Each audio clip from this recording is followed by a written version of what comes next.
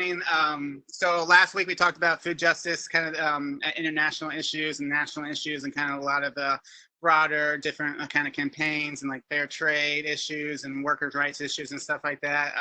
But this week we're going to really focus more on the local. We're going to talk about different things like different initiatives and talk a lot about different ways to plug into the DC's got really exciting food justice scene right now. So we're going to talk about different ways to plug into that, and I'll talk about all the cool things happening. But we're also going to spend a lot of time kind of just reviewing on talking about how to be intentional with our food justice projects as we're moving forward, as we're creating these, from urban farms, community gardens, farmers markets, different food access, food sovereignty projects. So a lot of us are going to be, getting involved in different ways, and it's important to really understand that, the environment, the history, the systems that we're operating in, so we can be intentional and try to reach the problem at the roots rather than just kind of slapping some band-aids on. So, because it's hard, because a lot of times it gets exciting, like creating a farm, urban farm is really exciting, and we kind of forget, we forget, and we kind of pretend like we're in this island away from all these other systems of oppression that are happening. In reality, we are as much a part of it as any other project, and we really need to understand these systems, so we can start dismantling them and really helping these communities at the root of their problems rather than just dealing with the outcomes. And some of these systems I'm talking about, we'll give just a quick introduction to some of these systems, just so we're all on the same page. So we're talking about things like patriarchy and neoliberal capitalism, and most importantly, white supremacy. So we'll be talking a lot about mentioning different histories and stuff about white supremacy. And it's important to understand, when I mention like white supremacy, I'm not talking about like white supremacists, like KKK and people like that. I mean, that's one outcome of white supremacy, but so is like housing discrimination, so is racial wealth gaps, so are a lot of different things. So when we talk about white supremacy, we're talking about these automatic systems. Some of them have been been developing over centuries, some of them are new, but these automatic systems that benefit white people, culturally, politically, economically, socially, at the cost and often exploitation of people of color. And oftentimes we confuse this as like, this is like a choice, and we don't realize that these are automatic systems we're automatically living in. It doesn't matter if you agree with it, or if you think it's terrible and everyone should be treated equal, or if you're even aware that it's even happening. I mean, it's still happening. For example, if you take your phone out and you Google search, Google image, beautiful people, you'll see tons of images of white people. And if you Google criminals, you'll see tons of images of black people, and that crap is going to happen, regardless if you agree with it, regardless if you want to be a part of it, regardless if you want to remove yourself from it. It's still going to be happening. I mean, even if we're not even aware that it's happening.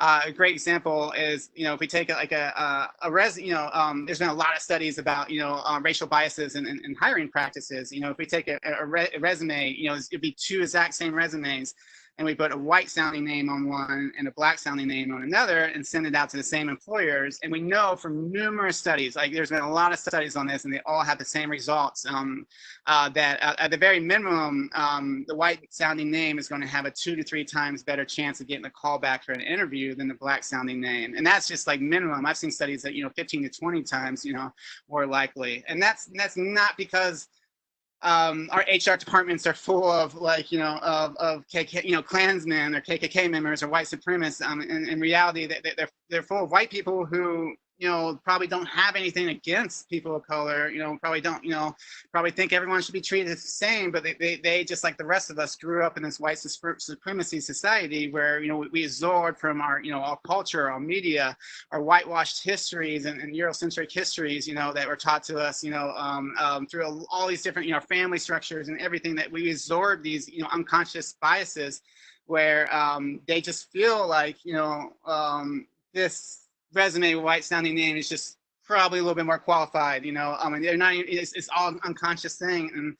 And that's the reality that we're facing. It's not like, a bunch of, we trying to paint, racism as a thing that only like hateful, ignorant, people with bad hearts and want to, do harm to people of color are racist or part of racism. And that's true. There are people like that, but that's just kind of that's drops in the bucket compared to like the bigger systems and the internalizations that we absorb from these bigger systems.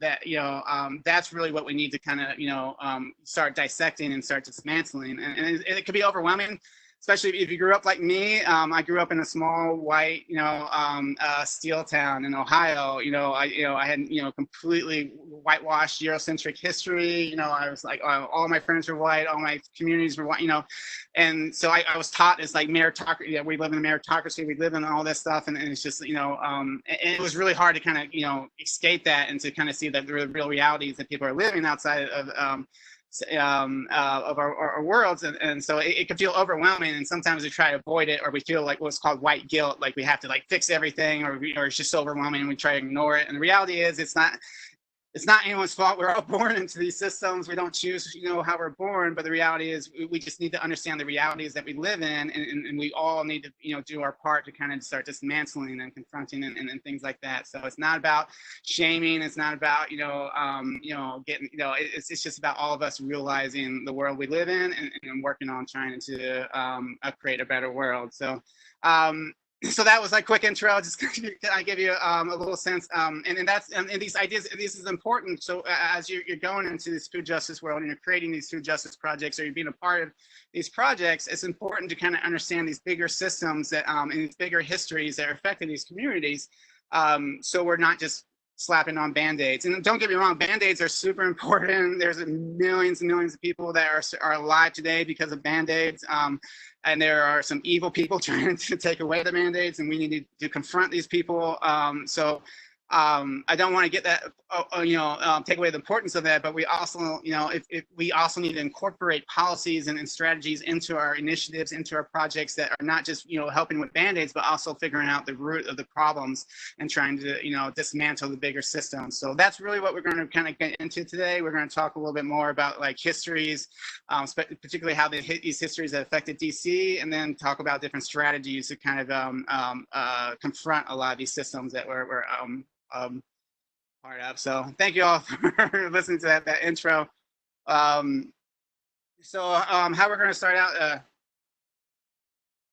actually, no, sorry about it. This is actually, I pulled this from another. So if you ever attend, I had to do another class called Roots of Food Apartheid. So it's only an hour-long class, and this portion of this is going to be from that class. So sorry, there's going to be a little bit of repetition, but we're going to have more time to jump in. But then we're going to kind of expand from that class. So ignore that top. I need to change that. But today we're going to talk about like kind of the different frameworks that we have, when we're approaching food insecurity, like whether we approach it with a food access framework or more of a new framework called food apartheid, where we actually start understanding, what's behind that food access and start working on different, on the bigger systems. So we're going to talk about, roots of food apartheid, these different, particularly we're going to talk about the last 100 years and different things that happened over the last 100 years that created these food insecurity issues in these communities. A lot of times we just want to, look at it and say, hey, there's a community that has a food access issue. Let's just give them some food, problem solved, pat ourselves on the back. The reality is like, if we don't deal with the problems that are creating that food access, that food access problem is never going to go away. So we really need to start, looking at the roots of these problems. Then we're going to talk about food sovereignty, different ways to kind of build different initiatives and programs to kind of build, counter a lot of these systems that we're working in. Talk about different strategies, and then we're going to dive into the DC food justice movement. And this is where we're going to talk about a lot of different ways for people to get involved. My hope is like some of these things are going to be kind of depressing, but I don't want people to feel just oppressed and hope. I want people to feel motivated and with lots of different options and lots of different ways to kind of tap in and make a difference. So that's the goal of this. So we'll see how it goes. But yeah, let's jump into the first part. So a lot of this is we're going to be talking about history. So I mentioned this last class. I do this. It's 15 class course on lecture series, a multimedia lecture series on kind of like just basic histories of racism and white supremacy and white privilege in our country. I used to be a history teacher, and a lot of what we taught in our school systems just don't really cover the real realities. And if you don't really understand the real histories of what's, realities are going to be confusing. So we're going to try to do a webinar series this summer. So if you are interested, send me an email and I'll give you an update on that. If you want to, dive deeper, because we're just going to kind of be skimming the surface of a lot of different histories throughout.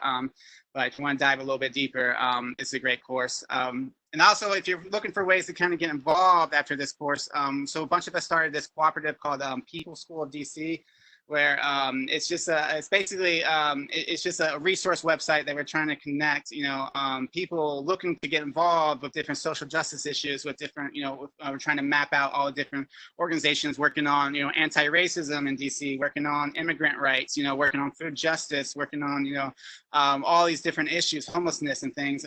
It's a great website that we're trying to map out all the different organizations that you can work with, all the different resources and things like that.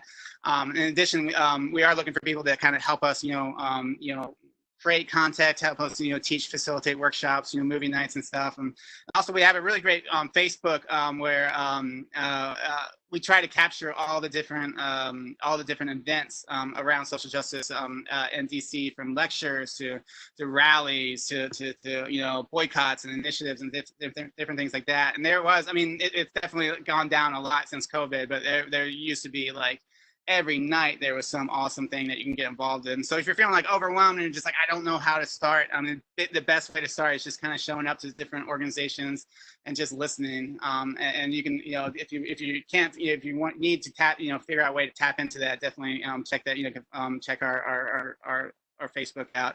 But anyway, okay, so we're going to kind of dive into the first section. It's just we're going to talk about frameworks and how we actually look at food access. And there's kind of two frameworks that we talk about: food deserts and food apartheids. And food deserts, this was a recent phenomenon, or the recent framework that started, it's maybe about a decade or so ago, and it had really good intentions. It started, I think it was like through different USDA research around food insecurity, and they started noticing patterns around different locations of food insecurity. Particularly, they noticed these three different patterns. One is like a community doesn't have a full service grocery store within walking distance. If a community, lacks, almost the majority lacks, vehicle access, if they're dependent on, public transit, especially if that public transit isn't very good. And also if just the majority of the people in that community are living under the poverty line. So when you mix these three things, they created this unique situation of just kind of this concentrated food insecurity, which they labeled as food desert. And like I said, this was good intentions. Like they want to, but the idea behind this was like, it was basically just a food access issue. They wanted to look at these communities and say, well, this is a community that meets the requirements. And if we could just, open up like if we could just bring food to them, different food programs, or open up grocery stores or farmers markets. And that's good. Like, I'm not saying not do that. Let's definitely do that as much as possible. Let's do that. But at the same point, it doesn't really get to the real issues of these communities and why there's food insecurity in the real place. So they started seeing over time that, it just wasn't getting, these problems weren't going away. And then they started noticing that there was a racial component to a lot of this. So they started noticing that, more communities of color, community colors were more likely to be food insecure and were more likely to fit that food desert, requirement. And in those, deserts, those people of color were more likely to have a lot more diet-related illnesses, have higher chances of obesity, chronic chronic illnesses, heart diseases, diabetes, things like that.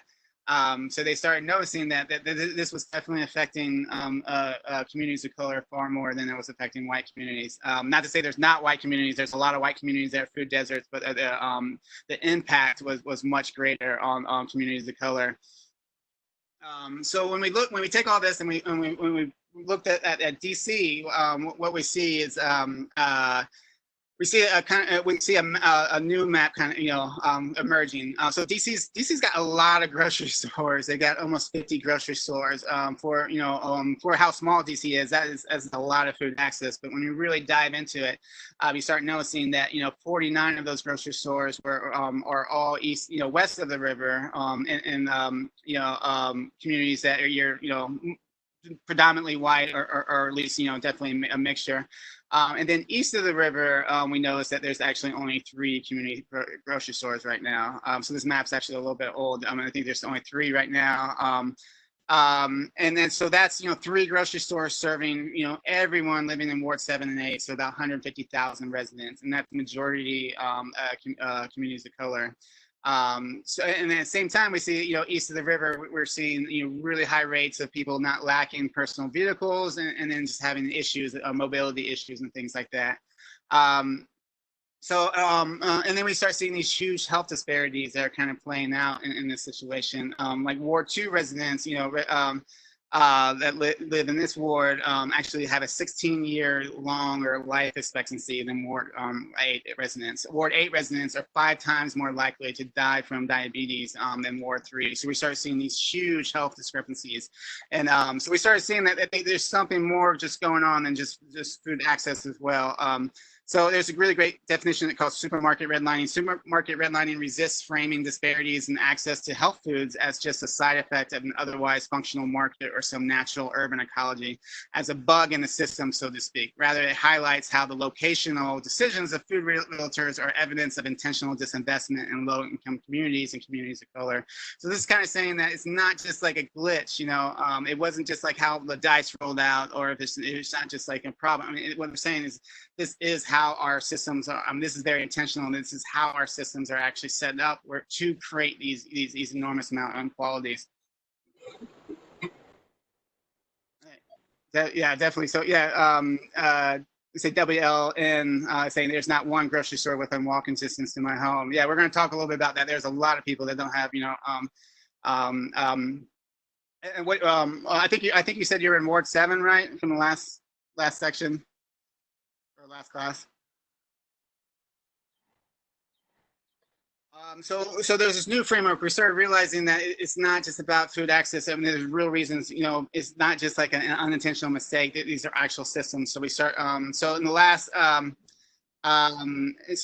of years, there's been this, and the food justice movement has been working on creating this new framework to kind of dive a little bit deeper and understand the real realities and the real roots behind what's creating these food access issues. And so they create this new framework. It's called food apartheid. Apartheid is basically, when people use the word apartheid, they're talking about policies or systems that enforce segregation or discrimination against a particular race of people.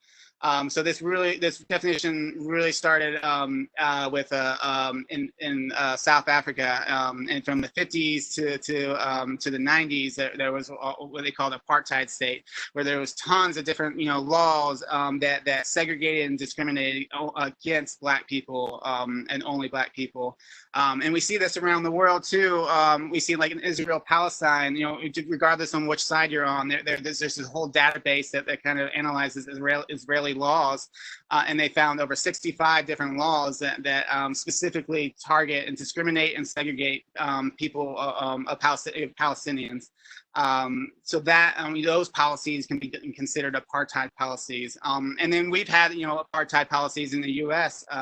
We kind of sell this like we sell this whitewashed history that we got rid of them, that it was mainly Jim Crow, because in Jim Crow it was very specific. During Jim Crow laws in the South, there were very specific laws that said Black people couldn't drink from this water fountain, couldn't go to this hospital, couldn't had to live in their own neighborhoods, and it was very specifically racial. But then we got rid of, Jim Crow with the 64 Act, and we sell this idea that, now we don't have it anymore, when in reality, it just found different ways to transform itself. And we'll talk about a lot of those different ways today. But so that's, so we're kind of, a lot of food justice advocates are starting to look at our food insecurity issues and our food deserts through this new framework. And there's just a couple of really important people that are really pushing this, like Karen Washington from Rise and Root Farms, amazing food justice advocate.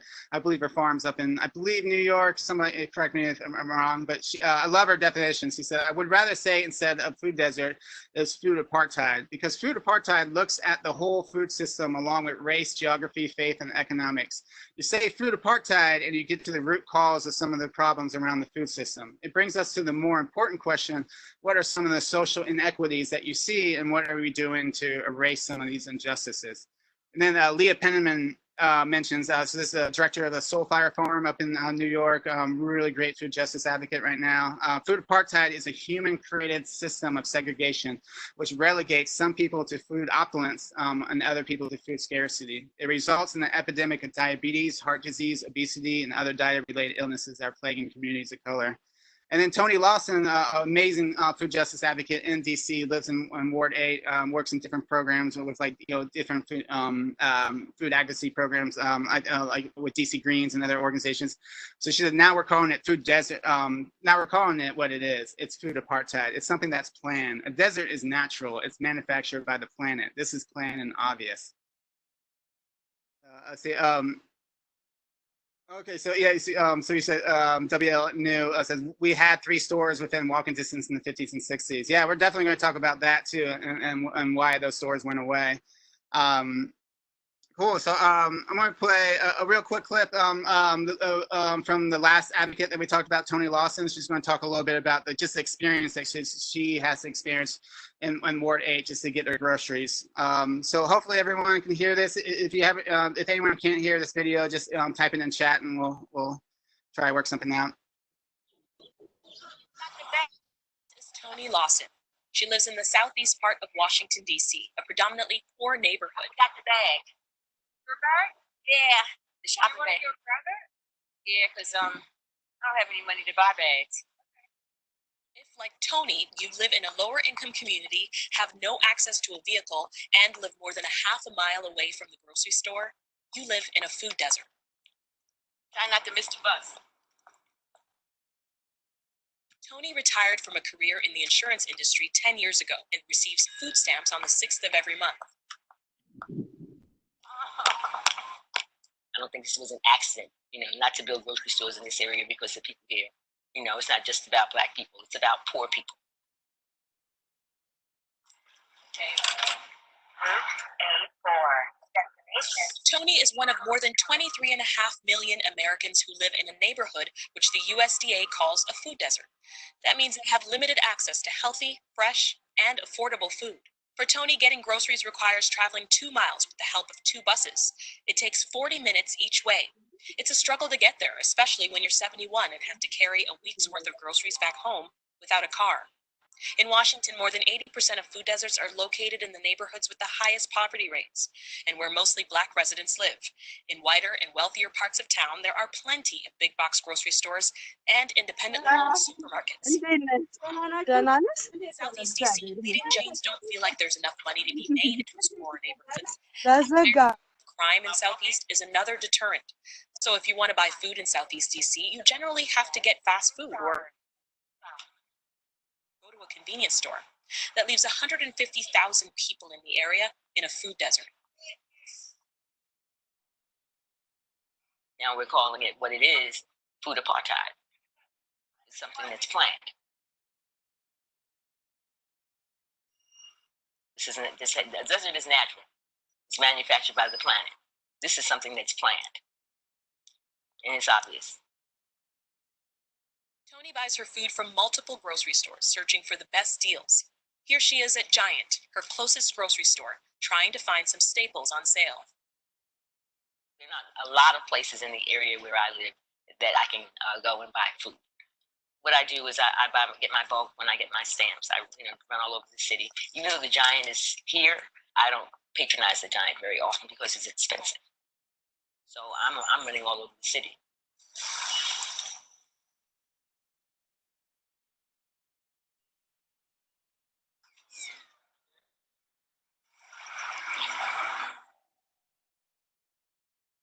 Tony is tired of traveling across the city hunting for food. She wants more healthy food options for everyone in the neighborhood. So she's training to be a community advocate, pressing the DC government to provide incentives that will attract more grocery stores to come here. Her goal is simple.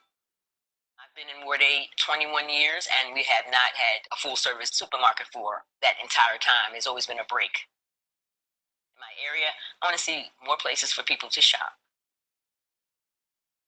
For NPR, I'm Sasha Ann Simons in Washington.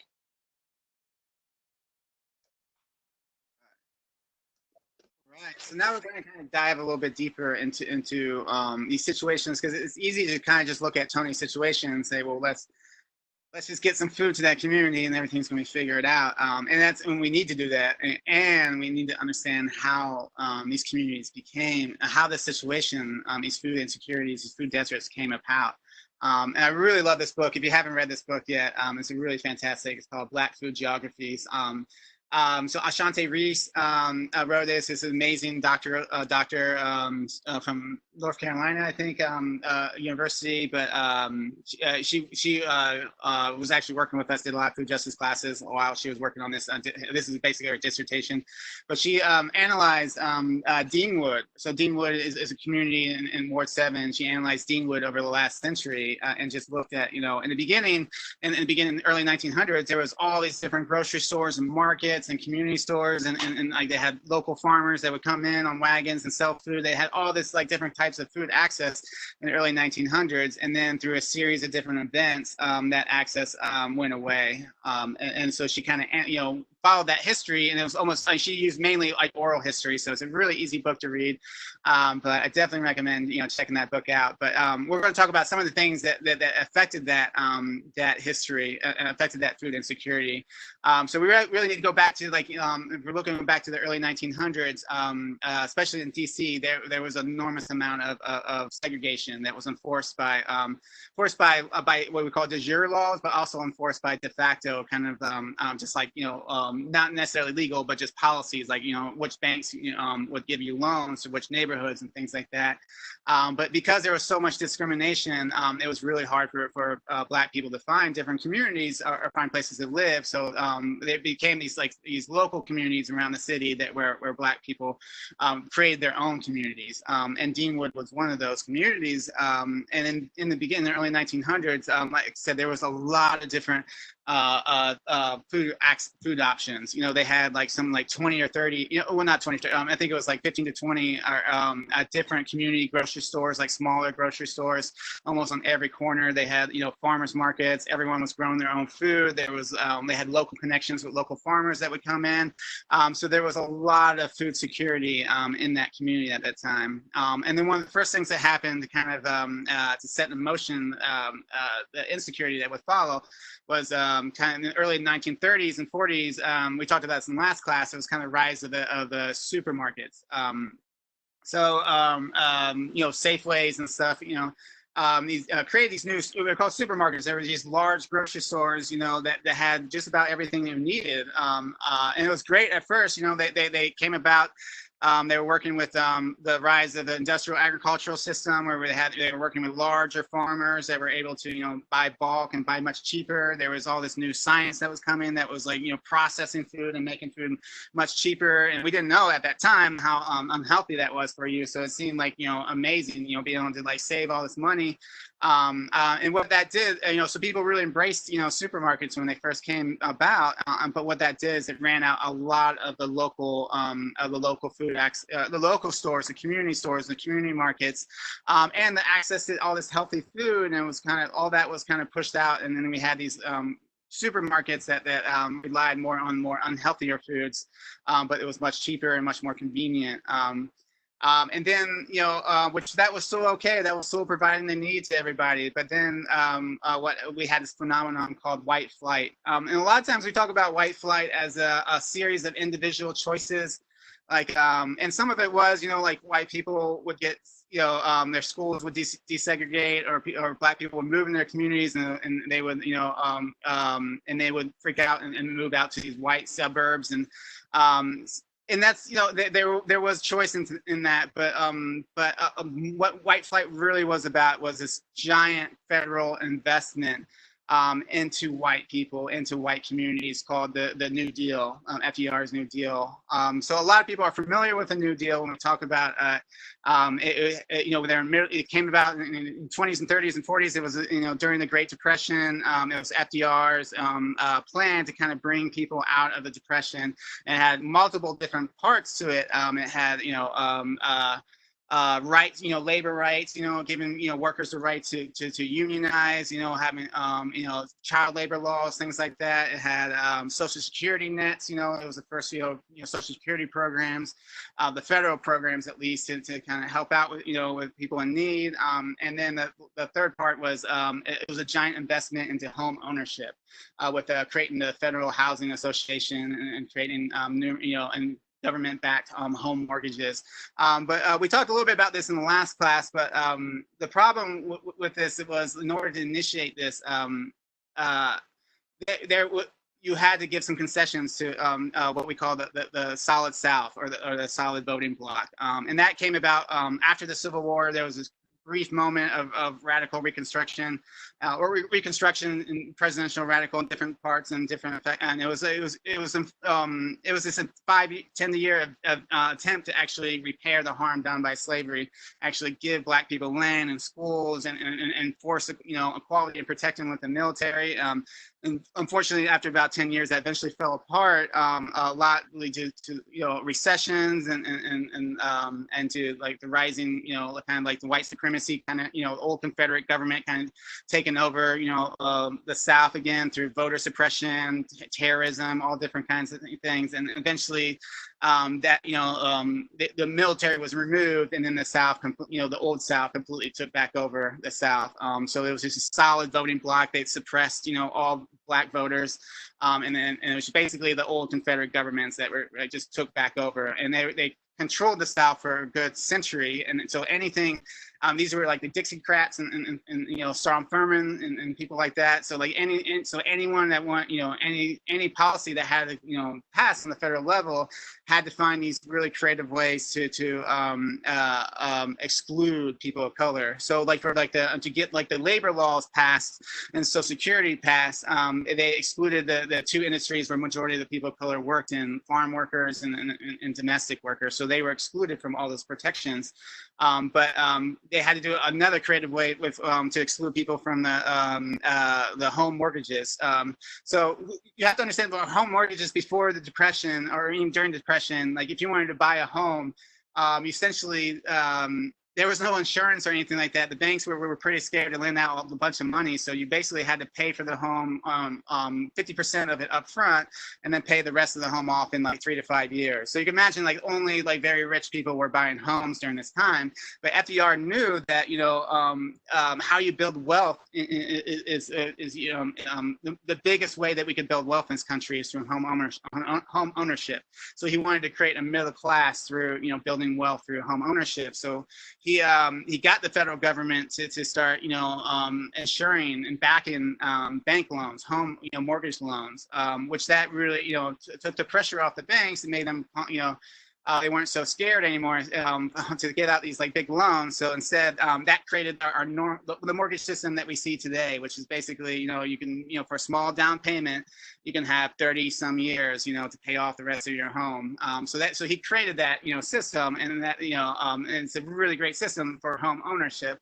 But again, he had to find a way to, and I don't know if he personally did or administration or who did, but they had to find a way to in order to get this passed by the South, government, the solid bloc or the Southern bloc, they had to find a way to exclude people of color. So what they did was they worked with different private realty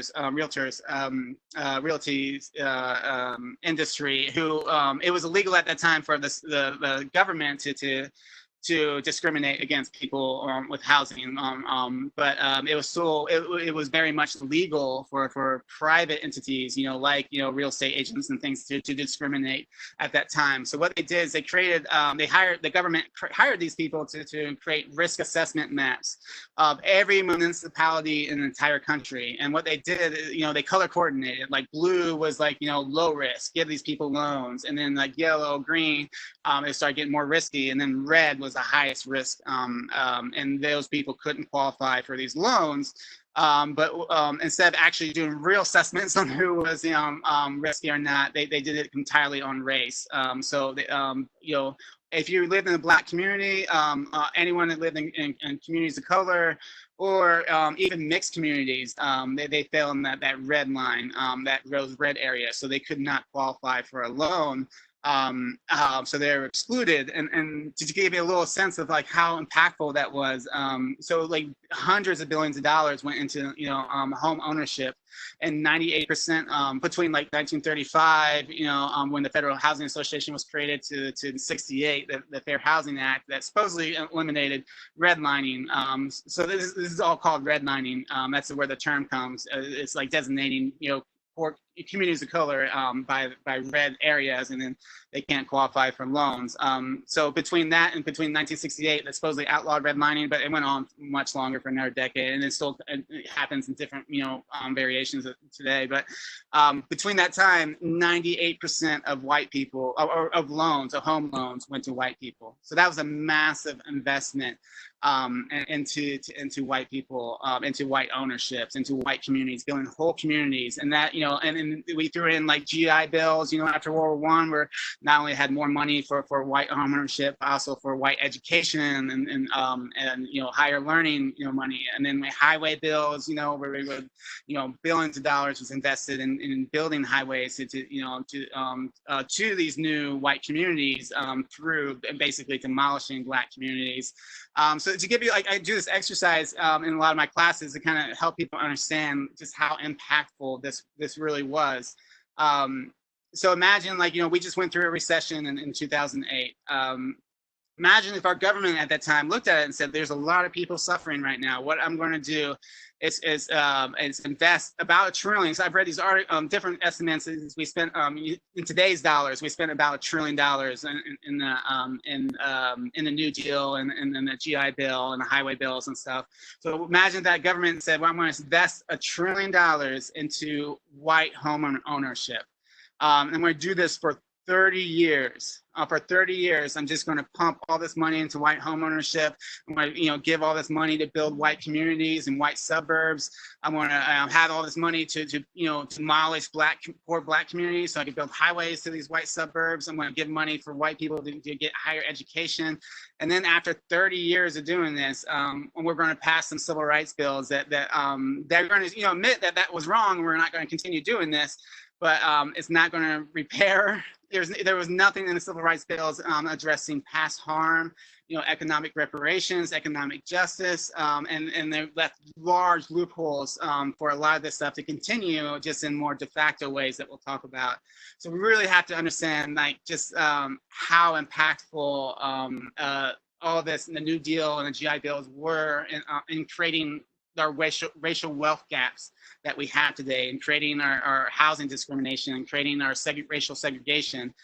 So going back to white flight, so imagine going back to, so it wasn't just about, we sell this idea, it was just about a bunch of white people moving to suburbs, no big deal, but it wasn't just about white people physically moving. It was about them taking all the wealth that was accrued through slavery, through Jim Crow, all this additional wealth, these billions of dollars being invested in them, and they took all that wealth and they took it out, away from Black communities into these white-only communities. And because of racial discrimination, because of redlining, and all these different other ways, Black people couldn't continue. Couldn't follow them, so they were stuck in these urban environments, and they saw their tax bases, they saw the amount of wealth that they had in these communities start dropping, and additionally we saw industries, we saw deindustrialization. So a lot of these people moved to these cities during the World War I and World War II because of the jobs and because of all the factories, and a lot of these factories during this white flight period followed the white people. They packed up and moved out to the suburbs. So again, you start seeing this concentration of poverty occurring in Black communities, in urban Black communities, where not only they lost their tax bases and their services, but they also are losing jobs and are losing economic opportunities, losing schools and things like that. And then you see this, over 70s, 80s, and 90s, you see this continual disinvestment into these communities, and very intentional disinvestments, and we call them like non-neglect, or we saw a lot of this with, the rise of these neoliberal politics, of this idea that, the free market is the best thing that's going to fix everything. So we should privatize everything, and we should get rid of social safety nets. We saw a big emergence of that during the Reagan years, and we really can't not emphasize just how impactful what Reagan was to the urban, communities of color. The Black life expectancy literally went down during Reagan's era, because he completely, destroyed, gutted, social welfare programs, particularly ones aimed at, these communities of color that were living in this concentrated poverty, from, at the same time he moved all that money to like rich, tax cuts, to large military contracts, and to funding this new wave of mass incarceration and war on drugs that he was kind of sponsoring. So all this, was basically just creating this situation of this concentrated mass poverty into these urban communities. And at the same time, that's when we start seeing the supermarket redlining. So that's when the supermarkets are starting to realize there's a lot more profit to be made in these white communities. So they start packing up in the 60s, 70s, and 80s, and we start seeing, particularly in DC, we see, we'll show you some pictures of, there was a lot of protesting against a lot of these Safeways, leaving, but a lot of them left to these more, affluent white neighborhoods. And that kind of brings us to where we're at right now, is we have this enormous racial wealth gap happening. Like, average white household has 16 times the amount of wealth as Black households. So most of the wealth in the country is in white households right now. At the same time, we're still seeing housing discrimination. We're seeing gentrification movements, what we'll talk about more in a second. We're seeing all these, we're in a housing crisis right now. We're in a homeless crisis right now, where wages have stagnated since the 70s everywhere, while rents keep on going up, everything, government programs keep on losing money and getting defunded. So it's this huge housing crisis that's happening, but it's hitting the communities of color so much more harder because of this this history of this last century. All right, so I'm going to dive, so I had this all on one slide. I want to give you kind of a walkthrough, kind of step by step. I'm going to dive a little bit deeper into each one of these steps, but I'm not going to spend too much time. It's just too much to talk to, but I wanted to put a bunch of information if people want to learn more on their own. But I want to kind of just dive a little bit deeper into each one of these steps and talk about a couple of things that are going to be, you're going to notice, you're going to see these things that are so present. But when we talk about segregation, especially in our education books, I mean, the first thing, you open up a book to segregation, look it up in the table of contents, go there. The first thing you're going to see is a water fountain, and that's very intentional. So we mainly talk about segregation as Jim Crow, which Jim Crow were laws in the South that discriminated and separated and segregated Black people from white people, and we really focused on these water fountains, and it was super disrespectful and really messed up that white people and Black people had to drink from different fountains. But that was kind of like just drops in the bucket. What Jim Crow really was about was really is finding systems to kind of oppress and hurt people of color, mainly from hospital, if you look at the infant mortality rate during the South during Jim Crow, it's just, for Black communities, it was just horrific. And that's because most Black people couldn't go to most hospitals because of Jim Crow. They had to be special hospitals for Black people, and they were, weren't funded as well. Same with schools. There were special, you had to separate the schools, and then you defund the Black schools. And then not only that, every part of the aspect, like lynching, thousands of Black people were lynched during the Jim Crow South. It was really all over the country, but it was mainly over in the South. And that lynching is when you kill people outside of the law, but you try to justify it like it was, they were looking at a white woman wrong, or trying to rape a white woman. But in reality, a lot of that was made up. A lot of it was just, and they wanted land, or they wanted, to enforce some, white supremacy, social violation. Or a lot of it was they were trying to leave, So we call this the Great Migration, when 6 million Black people left the Jim Crow South.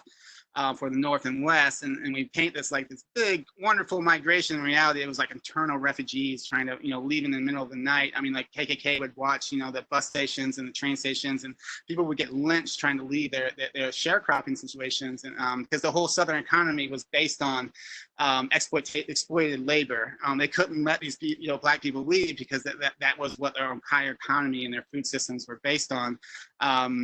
So a lot of that, and a lot of lynching happened because it would happen in, a lot of times in these big events, picnics, and people, kids would come out and they'd serve food and things. as they were like torturing and killing people. It was pretty horrific. Everyone knew who was doing it, but if you try to go to, take them to court, there was, it would be an all-white jury, all-white judge, all-white prosecution, and no one ever got prosecuted. So that's Jim Crow. I mean, yes, water fountains is one part of it, but so much more than just water fountains. So a lot of Black people, 6 million people, did escape Jim Crow South, and they made it to the North, and they made it to the West. And they were thinking, because Jim Crow was solidified in law. It's called de jure segregation. So there wasn't de jure segregation in the North and the West. So they thought that everything was going to be fine if they just made it to the North and West. In reality, what they found was just as oppressive of a situation as the South. But it was called de facto segregation. De facto is when it's not enforced by law. It doesn't. There's no laws that specifically say mention race, but the laws and the customs and the social still enforce this stuff. So when they came to these communities, they could only find housing in the super poor, urban neighborhoods that were defunded. Their schools were defunded. They didn't have quite the same services, and there was a racial hierarchy that was enforced by police and through brutality and terrorism. So in many ways, it wasn't that much better than the South. So there was a lot of de facto segregation happening. And some of the forms, they had to get creative with some of these forms. A lot of it was like racial covenants. There's a really great organization called Prologue DC that maps out the history of racial covenants. DC had a lot of racial covenants. And that's when you have in your deeds, when you sell your house, it says basically you have to sell it to another white person, or you can't sell it to a Black person or a Jewish person or someone that like an immigrant. So that was a huge part of keeping, communities white in DC for a very long time. There was a lot of other, really awful things happening. But one thing to really understand, something that's still happening today, is exclusionary zoning. Baltimore in the early 1900s, they created racial zoning, where only Black people can live in this neighborhood, only white people can live in this neighborhood. And that went to the Supreme Court really quickly, and it was deemed unconstitutional, and it was banned.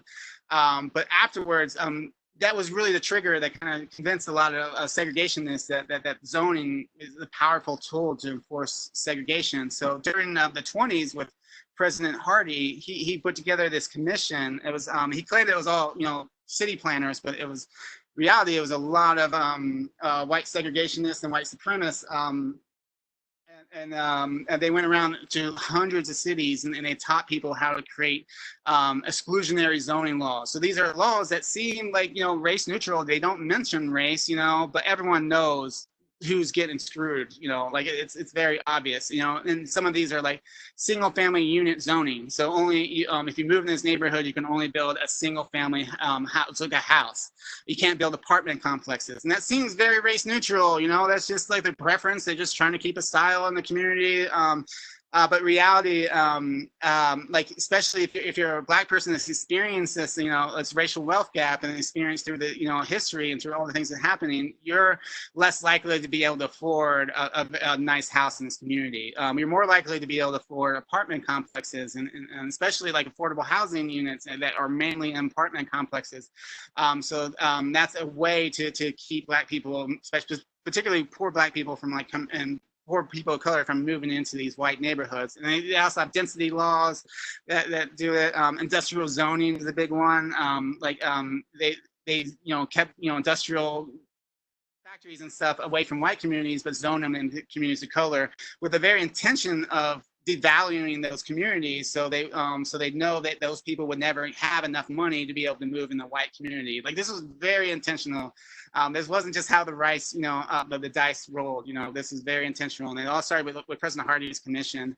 So a lot of that was partially outlawed in '68 with the Fair Housing Act, but a lot of these things are still happening, especially exclusionary zoning and things like that. And it's really important to understand is segregation. It's not just about excluding people, mixing races, like there's benefit for, for people to to live in diverse environments, especially for white people, because I mean, majority of white people right now live in very white-dominated communities. They may have a few black, friends or whatever, but most of them aren't the kind of black people that friendships that can give feedback against like racism and stuff like. So we have a lot of white bubbles, and in those white bubbles, we're seeing like a lot of people think. I mean, there's a lot of studies lately that talk about how white people believe that they are discriminated against just as much as people of color, if not more. And that's just like, if you look at the history and the facts, that's just so wrong. But this is the bubbles that we're living in. So we do, we can pop these bubbles with the more diverse situations. But at the same time, I mean, because white people are very ignorant of the realities, there is importance to have black only community, spaces where they don't have to deal with like people living almost in a separate reality. So it's not just about spatialness, but most importantly about segregation is it's more about resources. So it's more about which schools are funded well, which hospitals are funded well, which, who has the nice parks, who has, the opportunities, economic opportunities, the jobs, things like that. And that is really divided between like rich white neighborhoods and poor black neighborhoods. And so that's really where segregation comes about, is really understanding like it's more about resources and funding. You look at white schools. This is a recent study that came out, I believe in 2019. They found white schools receive about 23 billion more every year than non-white schools. So that's 733 more dollars per student. So I mean, we're seeing this right now in COVID. Like there's these white schools that have converted, these rich schools that have converted their platforms into these high-tech online learning centers, and then a lot of poor black schools. I mean, there's no computers, there's no technology, so you just see this play out in society in so many different ways. So, but in the middle of this, and this is when we start seeing self-sufficient black communities in the early 1900s start forming. Deanwood's one of them. We hear a lot like Tulsa, a bunch of different places. Unfortunately, a lot of them, were eventually, massacred because of, their success and different reasons and things, but Deanwood was definitely, we start seeing these self-sufficient communities rise around the country. And then, as I was just saying, then we have these like supermarkets that come in and they start knocking down a lot of this self-sufficiency. They start running out a lot of businesses. So there's a Safeway in 1930s in DC. They were called Sanitary Grocery was their first name, but then they actually got sued in the Supreme Court because they wouldn't hire black people. So they sued them, and they actually it was this big case. There was lots of protests, and they eventually won. The protesters won, and I think, and very shortly after, they changed the name to Safeway. I don't know if that, they never said that was that, but yeah, that's the history. But you start seeing again, these supermarket, TV dinners, this processed food, this factories farming start moving, and starts pushing away this healthy and affordable food and local community self-reliance. And then again, we start, white flight. We've already talked a lot about this, but it's just so important to understand. It's just not about physically, about white people leaving. It's about like defunding and disinvesting into black communities. If you want to understand all this stuff, a really amazing book called The Color of Law. If I can get everyone in the country to read one book, it would be this book. It does a really fantastic job, talking about all housing discrimination for the last, century, and how that really, has impacted our current government. But we start seeing like, public housing, in the 1930s was part of the New Deal and under the Public Works Administration. And they start building, they start demolishing, mixed communities and start building segregated housing units. And they start putting those housing units in majority in poor communities. Which is really important to understand with public housing. Public housing needs to be decentralized. It needs to be spread around the city.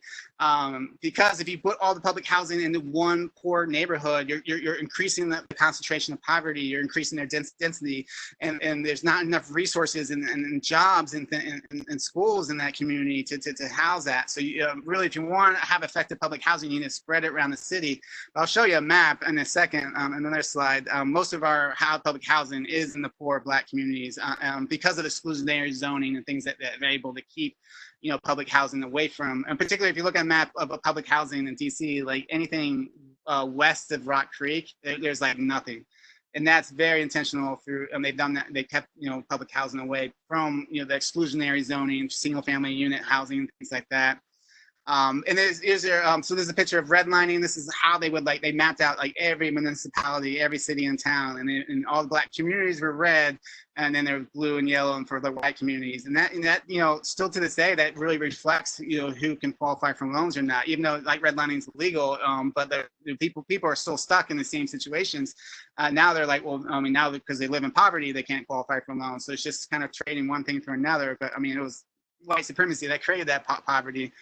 This is like Levittown, Pennsylvania. So GI Bill had all this funding for like entire suburbs,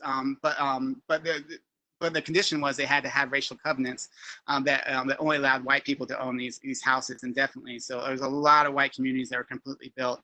And we really look at, the outcomes, like I said, like majority of the, 98% of the home loans, went to white people. The FHA, it wasn't just home loans. They actually built a lot of housing. Most of the housing between the 30s and 60s were built by these programs, and most of it went to white people. And it's really important to understand this is not something that just happened in the past, because majority of the biggest thing way that we can, accrue wealth in this country is through home ownership. And at the same time, that's not just for me, that's for my next generations, my children. We pass that, that's the main way that we pass our wealth inherited down to our children, to the next generations, is through that home ownership. So there's a huge, this is what's creating this enormous racial wealth gap right now. And then again, like we talked about, like deindustrialization and disinvestment of these urban environments, and we really need to understand like that. Especially if you're living in DC, you need to do some research about the urban redevelopments.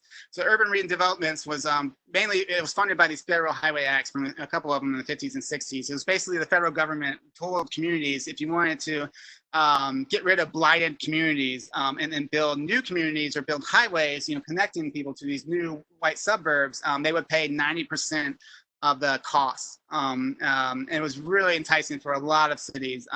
There was like hundreds of urban developments all over the city. Hundreds of thousands of people were displaced. And what they deemed blighted, they're, basically blighted meant communities of color. There was definitely, they definitely needed help. A lot of these communities were poor. A lot of these communities needed investment, but they didn't need to just be destroyed. And one of those communities was the Southwest, DC, in the Southwest waterfront. So there was in the 50s, it was one of the first urban renewal projects, because at that time we didn't have an actual government. We had a 3-person, federal commission that basically decided that they were going to destroy this entire Southwest waterfront. There was like thousands and thousands of people, there was like 1,500 thriving businesses. It was not a blighted place. They definitely could have used a lot of help. They could have used that money to actually invest into the community, but instead they destroyed it. They kicked everyone out, and then they redeveloped something that no one could afford, to get moved back, and they built highways through the white suburbs. So and we need to understand that the urban redevelopments and just the impact they had on these communities. And same starting in the 1950s, we used to invest heavily into public housing. But starting in the 50s, we stopped investing, and every president since, Nixon really started, Reagan was huge on defunding it, but every president since then really cut huge cuts into public housing.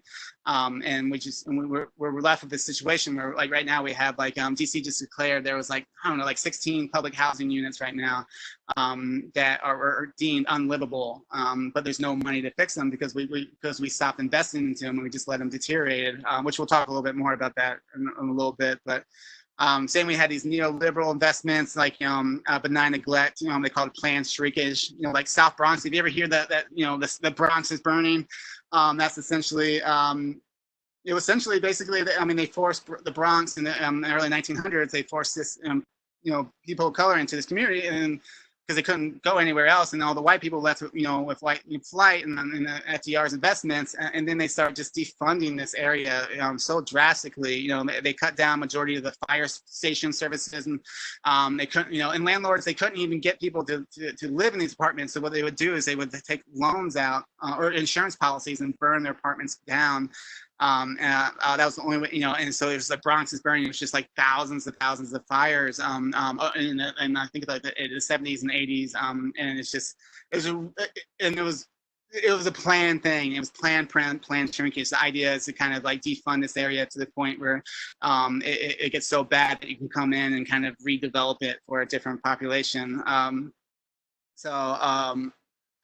we saw, yeah. And then, like on top of that, we and even like with the redlining, we saw this idea of reverse redlining, where a lot of these banks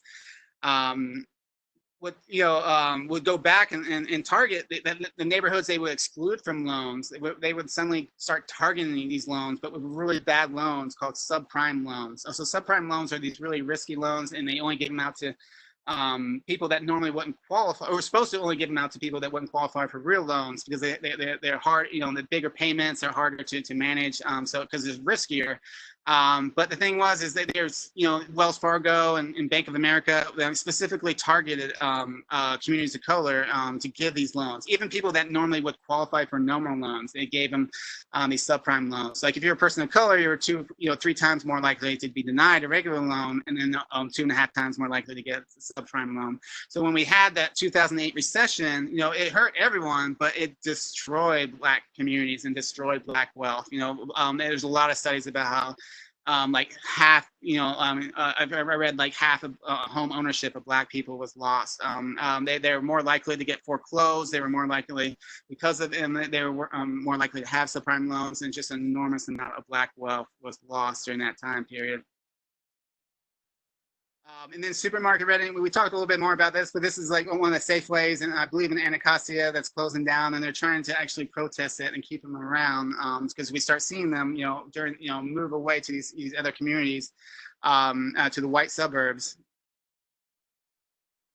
And then we have this, the results of this history is we have this enormous racial wealth gap, where, white households have, most of the wealth. They have 16 times the median wealth of Black households. And this is a really great quote. It's from the Code of Law. It really makes you understand like how, the civil rights bills in the 60s were important, but they didn't fix any past damage. It just stopped future damage from happening, and just in certain areas, not in all areas. But this is a really great quote. 70 years ago, many working in lower middle class African American families could have afforded suburban single family homes that cost about $75,000 in today's currency with no down payment.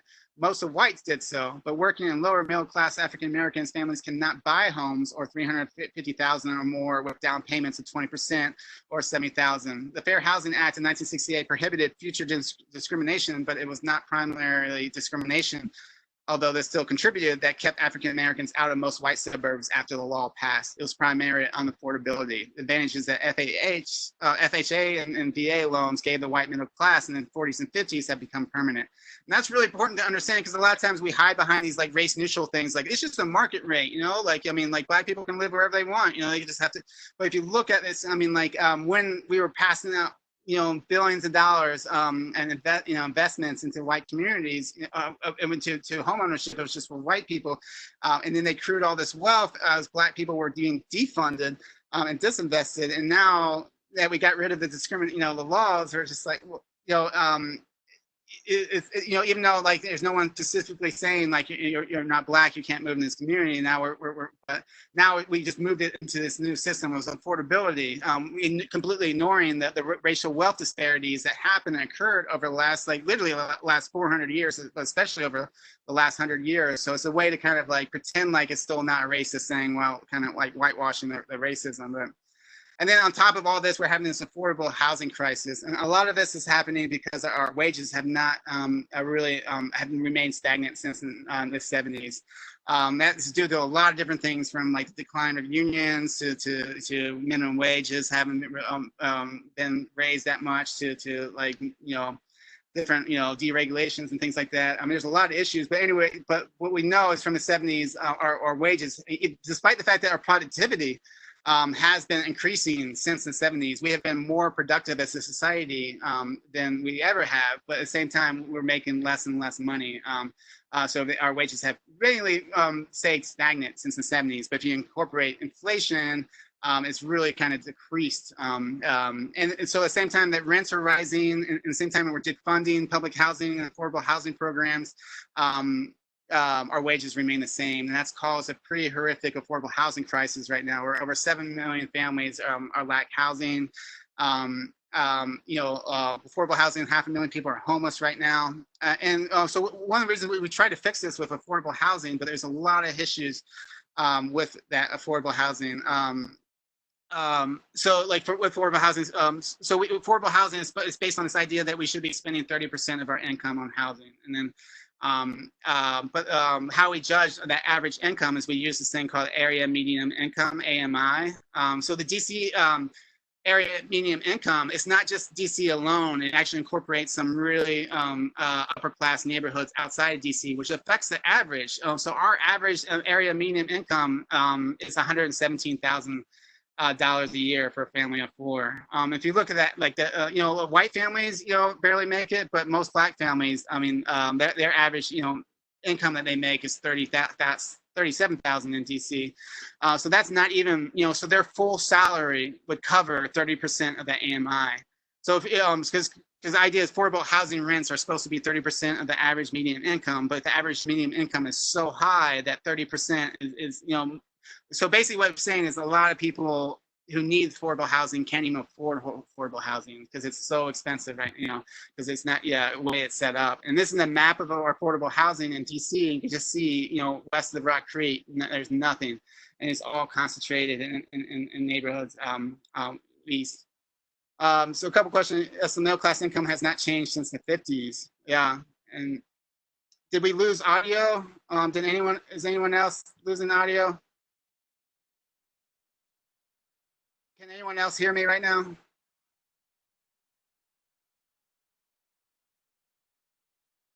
Okay, well, sorry, I don't know why your audio isn't working. I apologize, but we are recording this, so if you don't hear anything else, we'll have the recording up very soon. So let me respond.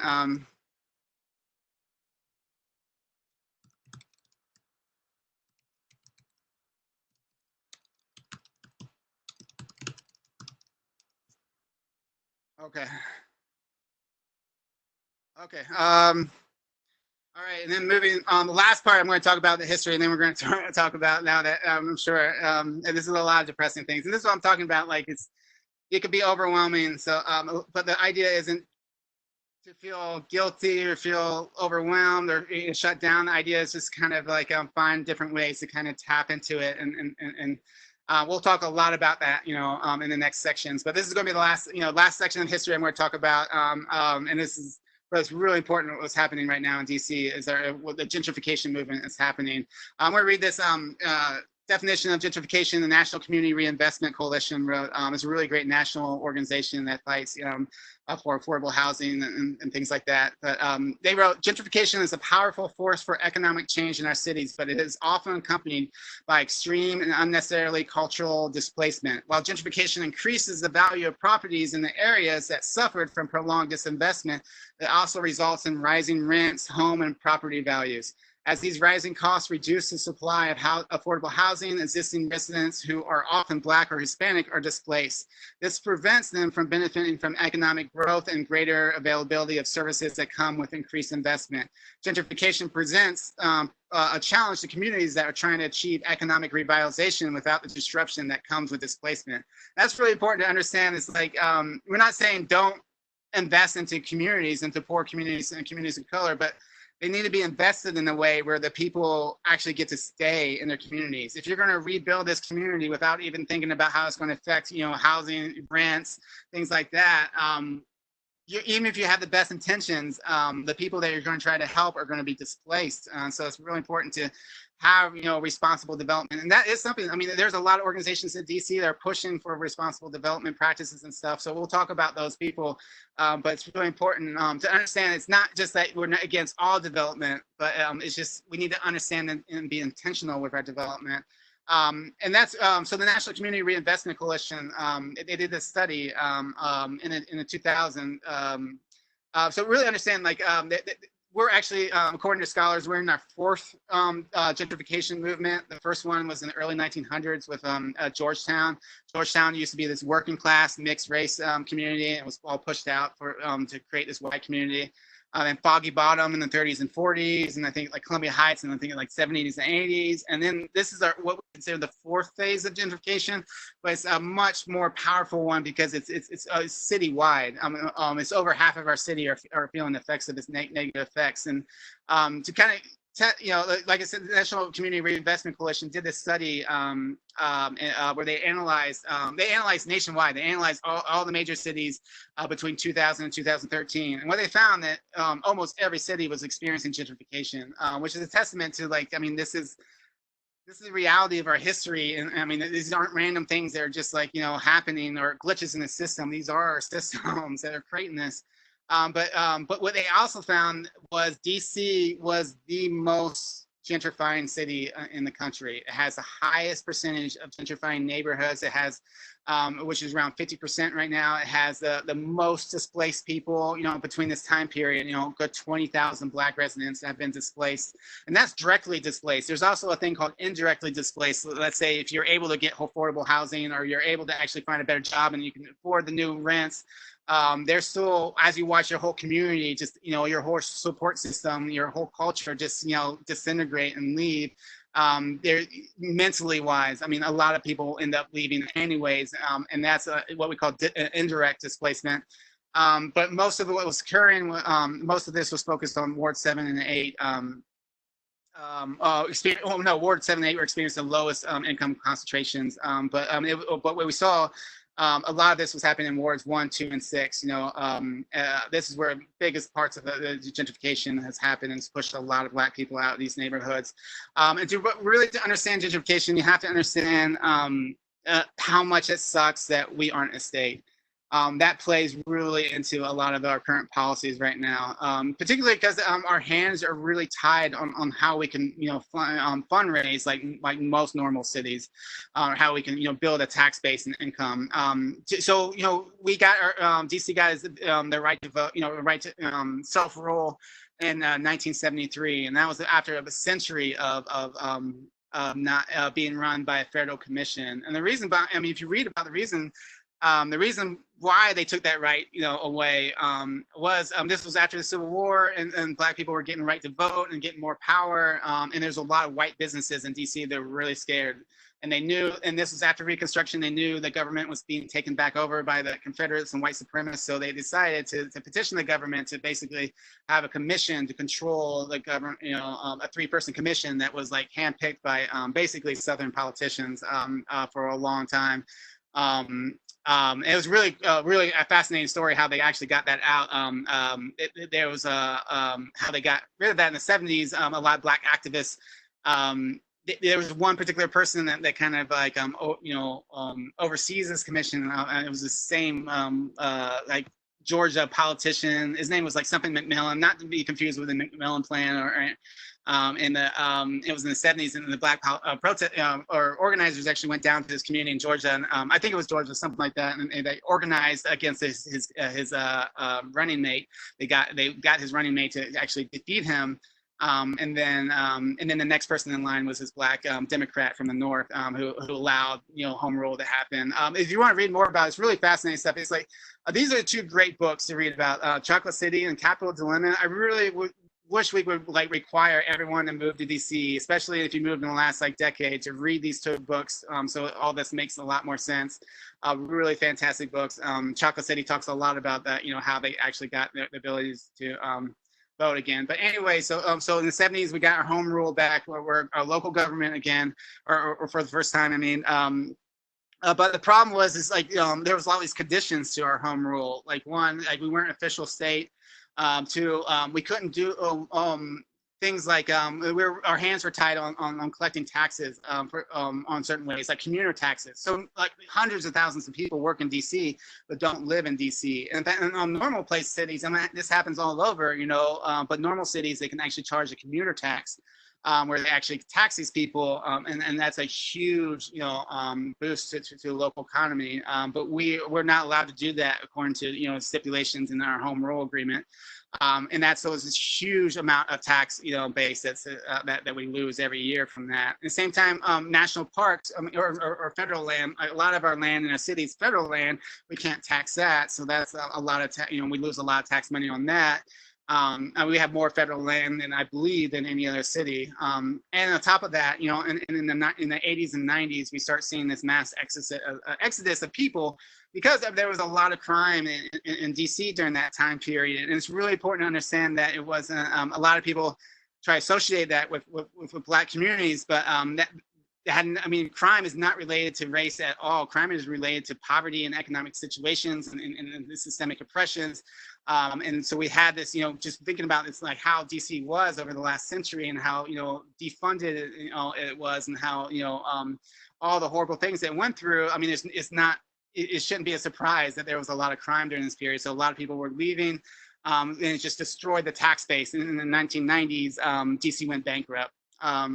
So the federal government had to come back and they did a financial board very similar to like the commission they had. They enforced all these austerity measures that were really tough on a lot of people. But then after about 5 or 6 years, they were able to balance the budget, and then they handed it back to DC government, which I believe Mayor Anthony Williams year was next in line or very close to that. But their recommendation was like basically you need to bring more people to the city. You need to bring back this, like, you know, your tax base. And there was a lot of philosophies around this idea of attracting people. It's called creative class, which is a fancy word for basically white middle class people that not only bring tax bases back, but also, you know, set up a lot of trendy, you know, shops and artwork and things that actually attract more and more people. So it's a perpetual cycle. So what Mayor Williams says, I mean, there was a serious fear that they did not want to fall back to, federal government taking back over. So create policies to, his goal was to attract 100,000 new residents. So what he did was they invested a lot into a lot of developments and a lot of subsidies and things to attract new people as he was kind of defunding these old communities of color. And we have to understand, like, gentrification, we paint this a lot of times, again, like white flight, we paint it as individual choices. You know, it's a bunch of hipsters moving in and coffee shops and stuff. And that's very intentional as well. Like, I don't want to minimize and downplay the fact that we all are living in this and we all make decisions every day that can either hurt or help, you know, what's happening in this gentrification movement. But gentrification, what it really is, it's about local policies that fund certain communities and defund other communities. And that's really important to understand. It's like during this time period, we were so worried about you going bankrupt again. We put all this funding and to attract these new white, you know, rich communities, while like letting public housing, you know, kind of fall apart, while like, you know, neglecting a lot of east of the river communities and investments that it could have kept, you know, grocery stores and food access and things like that around. So it's really important to kind of understand that whole the whole what gentrification really is, and its policies, and again it can be reversed again by policies as well. And we'll talk about different organizations that are working towards that. But there's actually a lawsuit. There's a DC housing advocate, the lawyer. He's actually the one that stopped the Berry Farm redevelopment, public housing redevelopment. We'll talk about in a second, but he was part of that team as Aristotle Theresa. He's actually suing the DC government based on the fact that, you know, they for discrimination of who invested in what, which is really hard to do that. You know, like to prove discrimination, you have to prove like proof of malice, and it's going to be a hard lawsuit to win. But the fact that he's bringing this to attention is pretty important. And then there's a lot of other factors. So we had all this like housing discrimination and stuff, but then there's all this other things, you know, from legacy of slavery, from legacy of Jim Crow, you know, failure of Reconstruction and failure of reparations, you know, Black land theft and things, and rising industrial agriculture that we talked about. You know, we could have a whole classes on this stuff, like limitations of the 1960s civil rights bills. They were great bills, but at the same time, they did not fix or repair past harm. Even the rise of the modern Republican Party, which I'm not going to play politics, not trying to say, you know, who to vote for and stuff, but we don't really understand the history of the Republican Party. A lot of times we tie that back to Lincoln. But really the modern Republican Party came about during the 50s and 60s out of Dixiecrat and direct opposition to civil rights and to the, you know, desegregation and things like that. And they created this new strategy, this Southern strategy, where they, because the civil rights movement was really exposing just it was kind of socially acceptable before the civil rights movement to be a racist, to be a white supremacist. It was like just a different, way to think. But then, like Martin Luther King, his strategy, Dr. King and a lot of civil rights people were get this brutality of Jim Crow on tape. So all of a sudden, it wasn't socially acceptable to be considered a racist.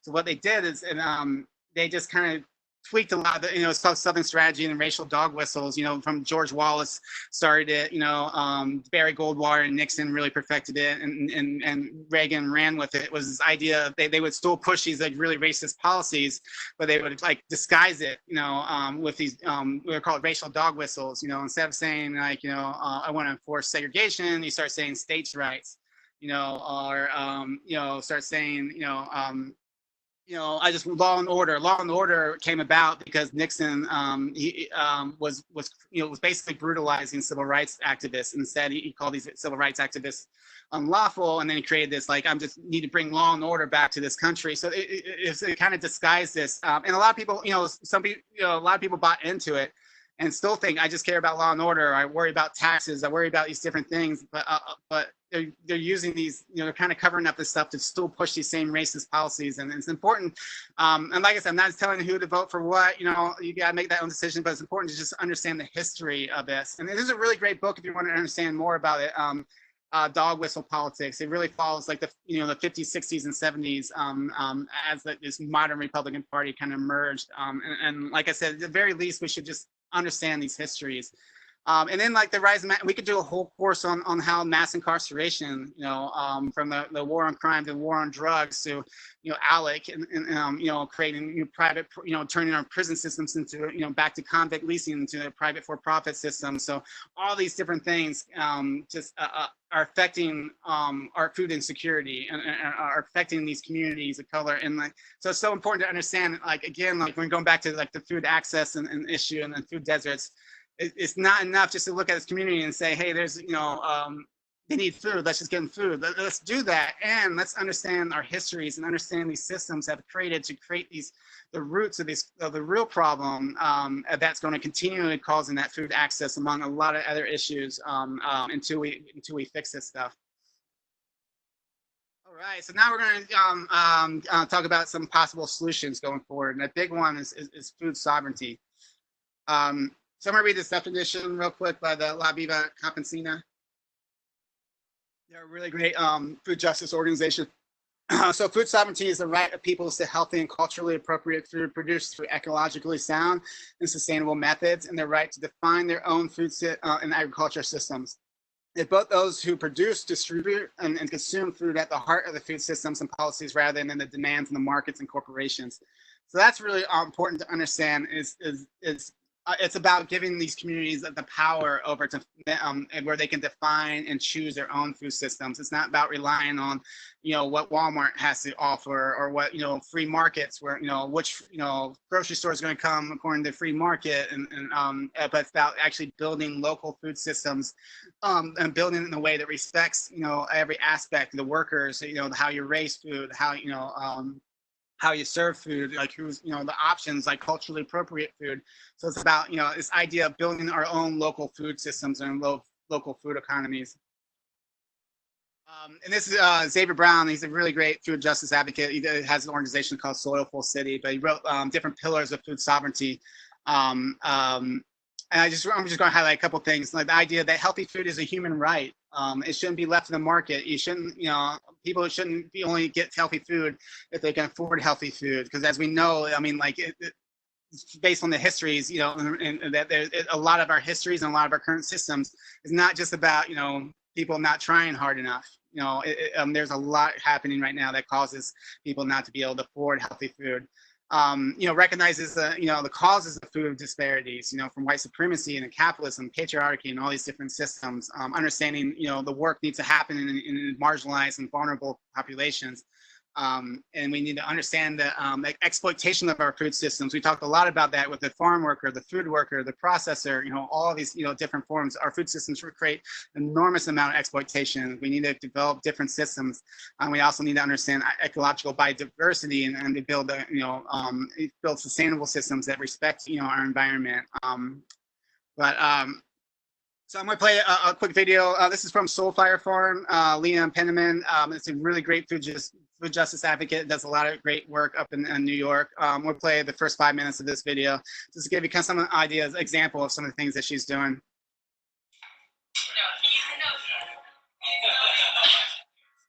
We started out as a family farm. We knew that we wanted to grow food for our neighbors.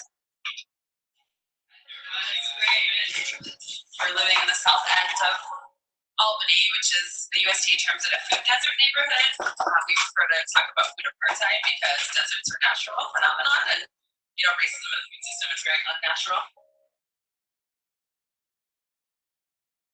We're talking to our neighbors about it. We got a lot of encouragement to start a farm and then to do doorstep delivery in that neighborhood. So that's how it started.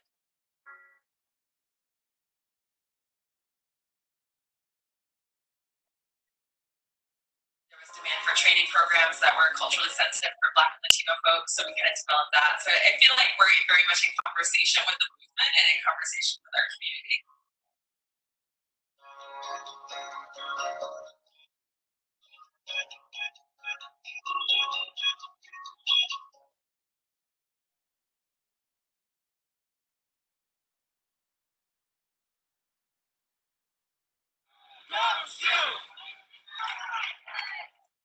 The movement for Black Lives is very much about ending police-sanctioned violence against our people, against Black and brown people.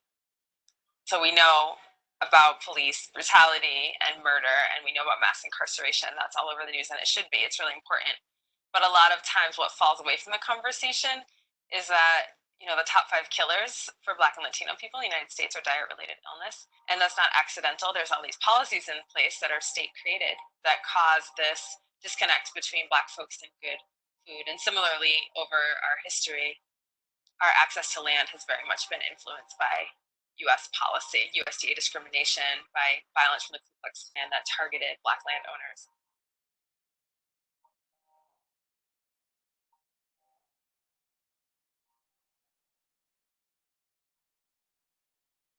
In the early 1900s was the peak of Black land ownership. In the 1910 census, Black folks owned and operated about 14% of U.S. farms, and that was, at a higher percentage than we made up in the population. And so there was a long time throughout history when the most likely occupation you'd find an African American person would be farming, and now that's the least likely.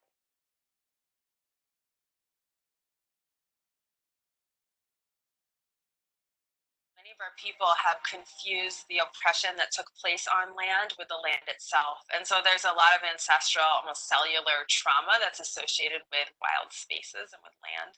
The truth is that we do all belong to land, and we have a right, to belong to land and reclaim agency in the food system. But there's a healing process that needs to happen. And part of that is knowing our history. It's not so much that we are stepping into this white good food movement, that this has always been our movement, and that history has done its best job to alienate us from land and to tell us that we don't belong and it's not our story, but it's always been our story.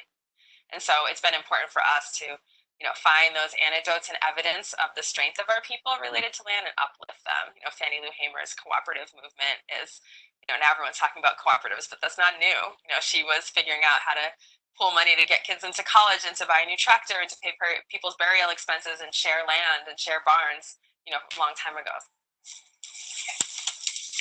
And maintain the plant. Yeah, clear the whole, all the lower leaves. So our programming has grown a lot faster than our capacity to manage it. So when we have apprentices here or when we have training groups here, they literally sleep on the floor of our house or camp out, and then when it rains, the camp out people come and sleep more on the floor of our house. So we are trying to expand our infrastructure so that we don't have to turn anyone away who wants to learn how to farm and work for food justice. So this is our latest project. We did a crowdfunding campaign. We're 2/3 of the way there. Our new apprentices will be moving in April, and that's pretty much when the programming season starts. So we have a few months to make it happen. It's a program space and a sleeping space for folks who come for Black and Latino farmers immersion. We have a program next year for white folks who are interested in undoing racism in the food system. So we have a lot of programs, and there's a need for comfortable, warm, dry space, and so that's what this area is going to serve.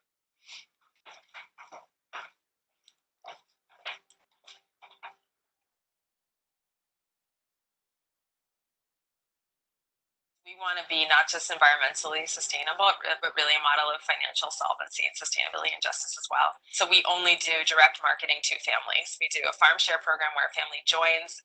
They call it Netflix for vegetables, right? So a family joins at the beginning of the season. They make a commitment to us that they're going to participate for the entire 22 weeks. We make a commitment to them to give a fair share of like beautiful, healthy vegetables delivered to their doorstep. We've sort of bound ourselves together in this way that isn't as casual as the capitalist market would have you define economic relationships, where it's like, do I want this or do I return it? And let me go to the next store and shop around. It's really making this commitment to one another as human beings and also to this local economy. And so I think there's a lot that's right in that, and we just have to figure out how to scale it up to first our institution, right, and then also to society as a whole.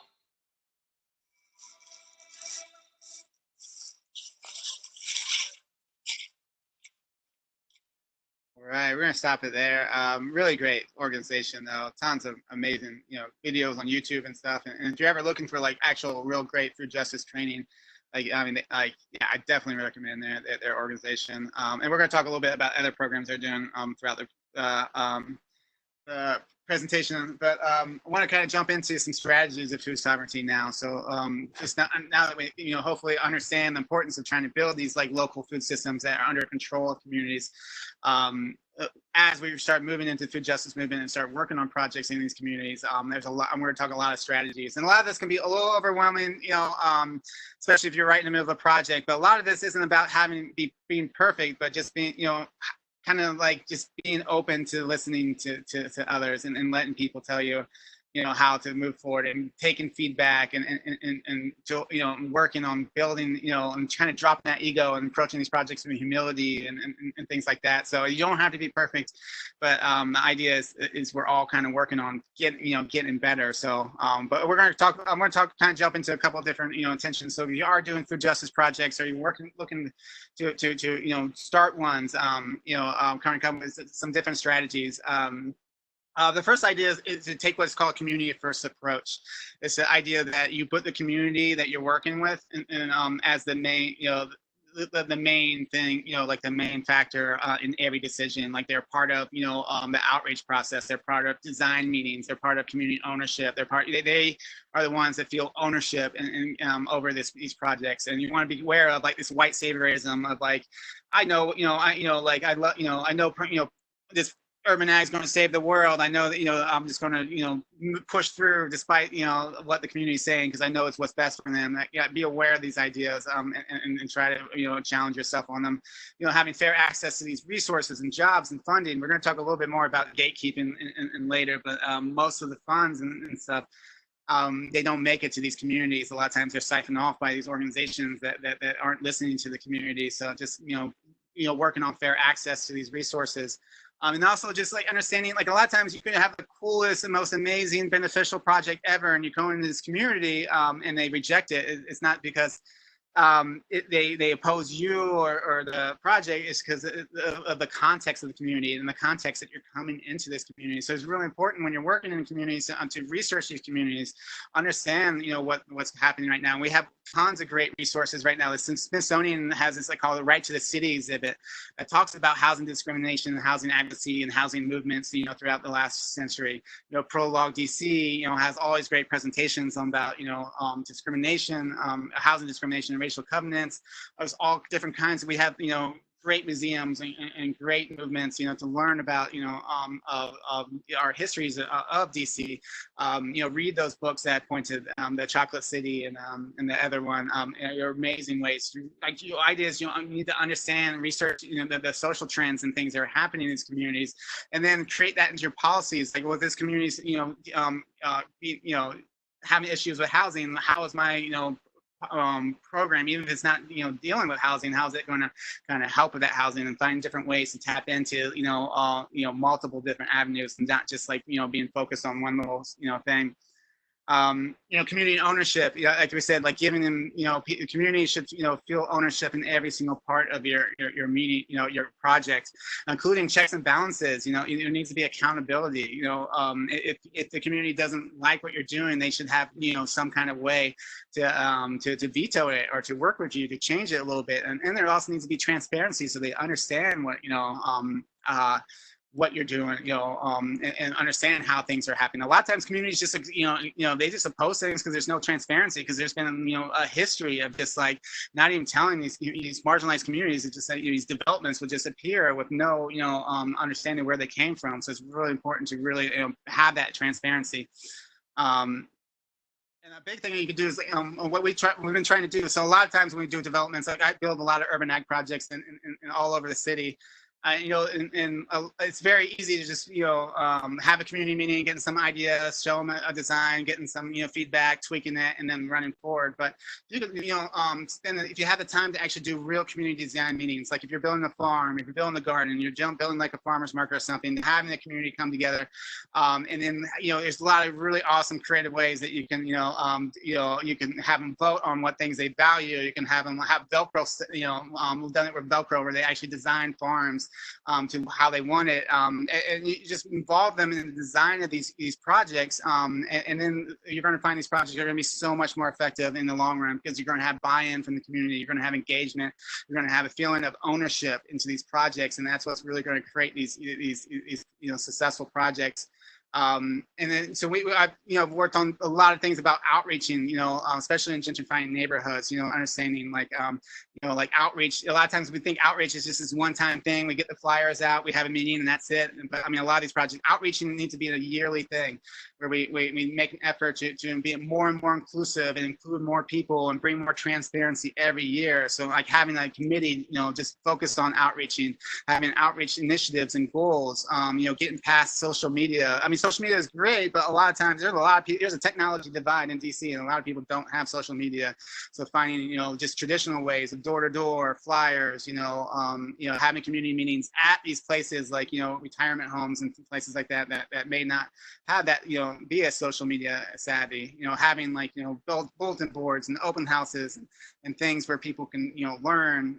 I think the biggest one is just finding advocates in your community. Like if you're new to this community, don't go in there and being like, hey, everyone should be composting. Find the community leaders that actually, that are composting, and then work with them to kind of, promote their message about composting and things like that. Find the leaders that are already in the community. Find the networks that are already in the community, from community centers, religious institutions. That's one of the best ways to really tap into a lot of communities. Don't feel like you have to build your own new network. Find a network. These communities have survived off of these networks for centuries, and find those networks and tap into them. Then understand, host your own community meetings, along, ANC is great. ANC is advising neighborhood councils, and they have a lot of power and they can weigh in on developments and stuff. And a lot of times you need to get their support, and so you'll present at ANCs but that's great. But a lot of times, everyone hears about ANCs. So it's important, if you really want to reach the communities, do the ANCs and also host your own meetings. Bring these meetings to other organizations, to other places. The idea is like, be mutual. Don't just think about like you shouldn't just be selling how everyone can help you with this project. You should be join other projects, volunteer with other organizations, and really tap into the idea of creating this mutual assistance and this mutual help where you're not just, it's not just about your project, but it's about how your project fits into this greater community initiative that you're a part of. And the biggest one is don't rush the process. We always want to rush things. We have like, especially when we're in organizations that have yearly goals and performance plans and deadlines for grants. It's so easy to be like, well, this community isn't fully on board, but we're going to miss out on this awesome opportunity if we don't push forward. There's always going to be more opportunities. There's always going to be more performance goals, and all that stuff. Take the time it needs to really build support with the community. And then like work on building your project should be self-sufficient. They shouldn't, if you're just building a project that needs you to manage it, indefinitely, that's not going to be as impactful as creating a project that a community can someday, either take over or they can replicate. Maybe they can see what you're doing and replicate this to the next over neighborhood, so like trainer programs, creating a lot of SOPs, or the standard operating procedures. So the idea is to map out everything that you're doing, from like your social media to your management style to your outreach, and create that into like documents that other people can take over and make in their own. The whole idea is to create self-sufficiency. Like a big part, like the Black Panthers. We we don't do justice again about like selling just how amazing the Black Panthers were. We sell this like more violent story behind them, but they did a lot of amazing programs like the free youth breakfast program. We have a national program right now that provides millions of children with free breakfasts that need it, and that came about because the Black Panthers set up their own community kitchens and fed their own kids before the schools. Maybe feed tens of thousands of kids. All different cities across the country, and that was what inspired this national program. A big one is to kind of understand the difference between diversity and equity, and that's really important to understand. There's a couple quotes, but like diversity is just like it's just basically trying to just add, let's just try to get some people of color to these meetings, get them on flyers, or get them part of this process, and that's great. Yeah, you need to get, but equity or inclusion or justice is more about let's understand why. There's not a lot of people of color in this project or coming to these meetings, or understand that the barriers are like who's not in this room right now, who and why are they not in this room? Did they not hear about this? Do they not feel comfortable in this setting? And so it's really about getting to that equity part about let's create these environments that are going to naturally attract diversity rather than just focus on diversity and ignore the ways we get there. And this is like really cool. I mean, I'm sure everyone's seen these before. I was really enjoying the process of this. It started out as this like single meme on social media, kind of talking about equality for equity, with the idea that like in the civil rights, when we had the civil rights bills, we removed all these Jim Crow and all these barriers, so everyone was suddenly equal. But the reality was, because all the past histories of oppression and all the de facto systems of oppression, they weren't. So just by giving everyone on the same plane, you were kind of, you were still creating a white supremacy society. So the idea was like you needed programs and assistance and policies that kind of like support everyone. But then someone took it the next, a month later, someone was like, well, let's think about this fence as like, maybe like it's about, it's about the housing market and how it's all capitalist society. So let's just get rid of the fence and make it public housing and stuff. Make it then from there someone was like, well, let's stop depicting marginalized communities as actually weaker people. That's our we're all the same. It's just like who is just how we're treated differently. Invested and disinvested in society. So I just thought this was really cool. So I was enjoyed kind of seeing this progression. Of the different ideas of equity versus diversity and things like that. But that's just me. I just enjoy watching like as we grow and with this stuff. But anyway, so a couple other concepts. Gatekeeping is a big one. So gatekeeping a lot of times, or people call power brokers, is the idea that because of we are in some of a white supremacy society that typically white people have a lot more control over knowledge, transparency, resources, economic opportunities. If you look at 6.97% of all grants go to communities of color. So that means, enormous amount of our grants, don't go to these communities. Only 8% of philanthropy of like fundraising goes to community of color. So they're only catching a small amount.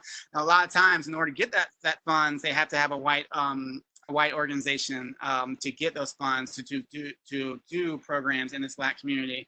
So that's a big part. It's just like, how do we get the funding into these Black communities? And if you're a part of this any organization that does have funding or is looking for ways to expand, how to be more inclusive of your funding, this In Deep initiative it's basically just a blueprint of how to actually fund more projects by people of color into marginalized communities, particularly around sustainable food systems. So if you're looking for different ways, like download this. This is a great guideline, guidebook on how to actually do that. And a lot of times it's not just about grants and funding. It's about hearing about economic opportunities, particularly since like most white people are living in segregated communities. When they hear about that stuff, their friends and their networks hear about that things first, and oftentimes it doesn't get out of those those bubbles, or if it does, the job's already been filled or whatever. So it's about trying to expand and be transparent with our resources. And this is a really great article about if you're into like fundraising and things like that, or funding different organizations. This is a fantastic article about. I really want to talk about this step 2 though. They talk about recognize the difference between organizations with an extractive approach that seeks to use people of color as a means and those with collaborative and generative approaches that see and treat people of color as partners in long-term work. So this is a big thing I see, and especially in the urban agriculture and food security, is a lot of white organizations, nonprofits will go into these communities of color.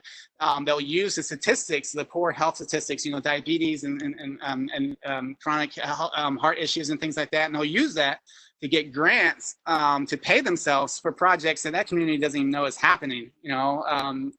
So that's really important. We can't be we have to we have to work with these communities and get that funding as much as possible into the hands of actual communities, organizations of color in their communities. So in the white savior organizing, definitely. So we'll talk a little bit. I like this definition. This is about agency. The idea that those who are being helped ought to be consulted over the matters that concern them. The idea that before we do anything else, the best and most important work that we can do is to listen to the marginalized people, give them a platform from which they can reach a wider audience, and use our platform to amplify their voices. So you hear this a lot with a lot of like white organizations that work in communities of colors. Like, we're doing all these like great benefits, and I just don't understand why they're not coming to the table, or they're not showing up to our meetings, or they're not participating in their programs, and you almost get like this victim blaming. It must be their problem, when in reality it's our approaches, and we need to be analyzing, again, going back to diversity versus inclusion. Most of the time these organizations are not working from an inclusive framework and are very exclusive, and oftentimes can be harmful. So it's really about understanding that, and a lot of times, like, if you're not sure, a lot of times it's just like listening, and that's what's great about all of this stuff. If you're just not sure, listen to the communities that you're working to, having hearing sessions, listening sessions, having feedback forms, and really taking that to heart. Token inclusiveness, this is where this is where you kind of hide. A lot of organizations will hide behind this token diversity, where they'll find a couple Black people or people of color to show up to their meetings. They'll put them on, maybe they'll put them on their outreach materials and things like that, and they'll use that as a deflection against any real criticism against their internal processes and inclusiveness, which is a problem, because we need to recognize when we're being exclusive, and how to be more inclusive. And a lot of times they'll use certain people as spokesmen, unofficial spokesmen for community colors, where they'll get advice and policies around things from these people that really don't represent the entire community. So it's a way to get around actually doing the hard work of real outreach, and so definitely be aware of that. Then the fake. This is another great article if you're trying to learn about how to actually hire and bring more racial equity into your organizations. I really think I just want to talk about this one thing, because we could spend a lot of time diving into all these. But the hire for racial equity skills. I think that the importance of understanding when you're hiring people understand that you want people that actually understand systemic racism and understand how to approach it, and how to so it's just making that a quality that you're looking for as you're hiring people, and not something that you hire someone because he has a degree and then you hope he builds those qualities later, but like making that important quality as you're looking to hire new people. Intersectional lenses, like understanding that there's a lot of issues out there. Like Audre Lorde, there's no such thing as a single issue struggle, because we do not live single issue lives. So really understanding how not just white supremacy, but we could do a whole presentation on patriarchy and how and how that affects food security. We could talk about capitalism. We could talk about ableism, xenophobia, all these different things. So understanding that all this stuff is happening at once, and it's not just a single issue. And then we talked a little bit about this in the last presentation, but also understanding historical trauma around, especially around Black communities, where a lot of people, they have this history of relating farming and things around farming to like slavery, to sharecropping, convict leasing, all this historical trauma. And we know there's this new science called epigenetics, where when you experience a lot of trauma, you actually do some damage to your genetic code, and that is passed down to generation. So these new generations are experiencing, the effects of that trauma over and over again. So it's important to understand that as we go into these communities and say, hey, everyone should be farming, let's get back to the earth. So Leah Penniman from the Soulfire Farms, she wrote, there's a danger in confusing the oppression that our people experience on land with the spirit of the land itself. She wrote a really amazing book called Farming While Black that I would definitely, a really fantastic read. But this is like, so I talked about Xavier Brown. He runs the Soilful Cities. It's a nonprofit that mainly works on trying to heal people around, or Black people around urban agriculture. It's a really great organization. This is a mission statement: to bring justice to communities and heal the sacred relationship between communities of African descent and Mother Earth. Soilful views farming not only as a way to cultivate food and sovereignty to communities, but as a way to heal and rebuild our souls.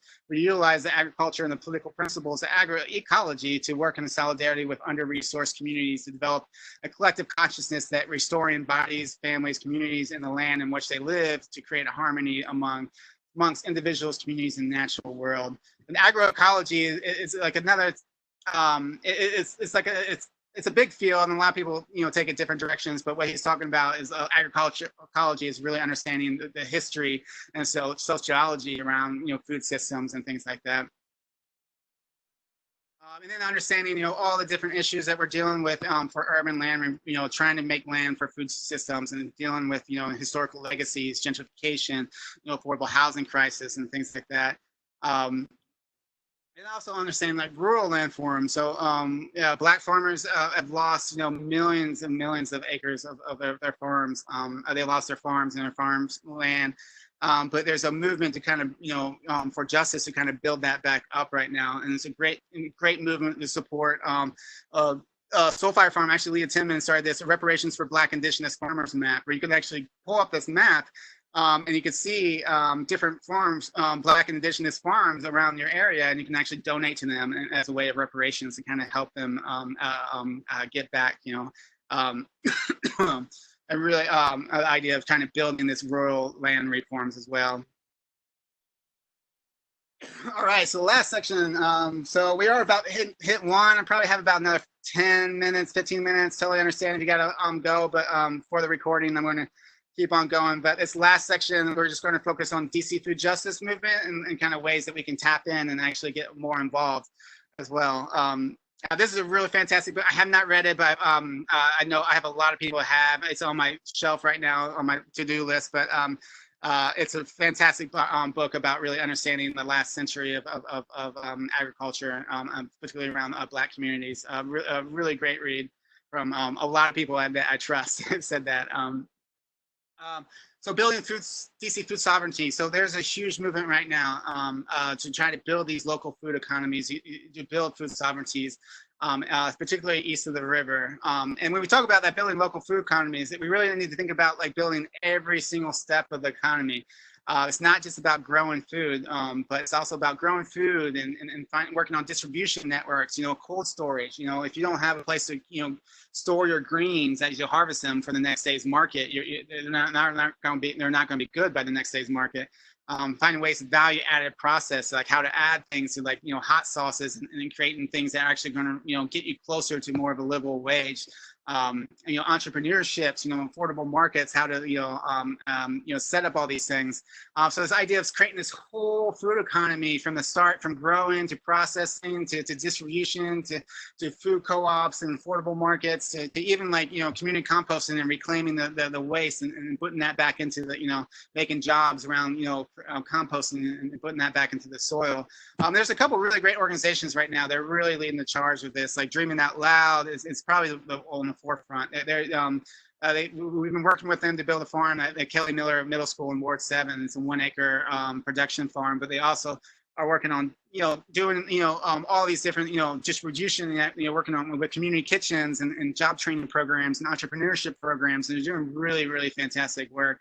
And if you follow them right now, even during COVID, like a lot of the people that they train and the communications they set up are actually producing like tens of thousands of meals for people right now. So, but the ARC Farm is another really great one in Ward 8, DC Urban Greens is Ward 8 too. They're both these farming organizations. They realize it's not just about farming, but building these whole systems. A lot of this stuff, some of the most important part about some of these things are like building like community kitchens, where people, business incubators, like Community Crossroads, this organization up in Tacoma is a great example. They have they retrofitted a church kitchen into this into like business incubator, and they have like 20 different businesses, all businesses from people from like marginalized communities, some immigrant businesses and things like that. And like, and they're helping them actually, they give them a place to actually process their food. They train them on how to market it and all that stuff. And they're running their businesses out of this incubator spaces. And it's a great way if you can't afford like a brick and mortar shop. We have a lot of for-profit business incubators, and those are fantastic too, but they can be a little pricey. Some of them have waiting lists. So we're trying to develop more of these business incubators. One of the places we're trying to do this at is at Congress Heights Rec Center in Ward 8. It's actually going to be redeveloped next year. And we're working on, we were in the middle of doing community meetings. This is all dependent on the community, but we proposed a lot of ideas, but some of them we proposed was to have a business incubator kitchen and also have a cooperative market, or a food co-op in there. And so far they've been, every community meeting people vote on them, and they made the first couple of rounds. It was supposed to be one more round, and then COVID hit. So I'm just kind of waiting to hear whether that's going to happen. But the idea is, to kind of take these things off of the free market, because the free market is very competitive. It's hard to compete sometimes when you're starting business. But the idea is to make these things common goods, like things that we invest in as a society, like parks and hospitals, but also grocery stores, cooperative grocery stores, like Fresh Food Factory and like, community grocery co-op. And so we're trying to build these out and put them into rec centers right now. But not only are we trying to do this, but there's a lot of other organizations like Good Food Markets that has like, are trying to build grocery stores east of the river, and they have this awesome nonprofit, arm that does a lot of great work. Fresh Food Factory, just opened up in Anacostia. They do a lot. They sell a lot of local entrepreneurship products and stuff like that, trying to build up this food economy. They're also just having a lot of targeted funding. I know Washington Area Community Investment Fund has a lot of funds, targeted around like, creating cooperatives, movements, and also helping people. Like if you're a business owner and you want to retire and you don't want to sell your business, maybe they'll actually help you make your business into a worker-owned cooperative, which is a great way to really support living wages and things like that. And then like community advocacy training, like DC Greens has this amazing advocacy program. That's where Tony Lawson, the person that was talking in that first video, she was trained through that program to try to learn how to be stronger community advocates. And then DC Fair Budget Community. DC Fair Budget is a great organization that tries to get the budget to fund more fairly and equally throughout the city. So they have advocacy programs and things. And then it's just there was a grocery walk, a couple years ago. I think it was maybe 2018. DC Greens kind of managed it to kind of everyone walked the the distance that Tony has to walk to bring awareness around food access issues and food deserts. But a lot of times, again, this is about transparency. So a lot of times there's all these, right now there's tons of jobs and grants and programs in food justice and urban ag, but most people don't hear about it. So that's one of the things we're trying to do with the Doug Network, is we're trying to do this. If you haven't been to the Doug Network, it's an all volunteer resource website. We created it. We have like over 500 different food access and urban ag organizations and resources, all categorized. But we do a newsletter that every 2 weeks we send it out. There's like a dozen or so, job openings and grants and programs and free trainings and stuff. So we're trying to, just bring awareness to all the amazing opportunities that are happening. And then I always get this question, like, what can I do personally? So I made just like a quick list of some things that we can all, start doing at home. The first one is create what we call an alternative to calling the cops plan. So this is a big thing when we have gentrification happening. We have different communities like mixing and pushing that don't understand that don't have the history, don't have the proper policies to kind of do it. So a lot of times a big result that we have is we have a lot of white people trying to police black spaces, mainly through using the police. And as hopefully everyone knows by now, the police should only be called in dire situations. I mean, they'll be the first to admit they're not conflict, resolvers. They're not, community organizers. And so a lot of bad things can happen when you call the police for a lot of different reasons. Like you don't, even like you don't know the immigration status, you don't know the past histories, you don't know how it's going to be handled. So having a plan, they actually have these plans that you can actually download and print that have different numbers for hotlines, like homeless advocates. So if you see a homeless person, you can actually call the advocacy, instead of the cops. Community mediation lines. You see something happening in the community, a problem, it'll actually be people who come out and to help mediate the situation. A lot of times it's just getting to know your neighbors and finding out who can talk to who best. And then when that person's like, something's happening, you can get the right person to talk to that person. But the idea is you make a plan instead of just like, oh, you see something happening, you're going to pick up the phone. You shouldn't have to decide right away, what is happening right now. I mean, you should have a plan that you can follow. A big one is like understanding that, the loss of private property is not always a reason to call cops, because a lot of times, private property is not as valuable as human life. So you have to make these decisions and what you're comfortable with before you're actually in the situation. So I definitely, you can download these things. You can email me the link, or if you want to email me, I can send you the link to get these. And they made ones for like PG County and different places like that too. Another one is just like getting more involved with local advocacy, especially like housing.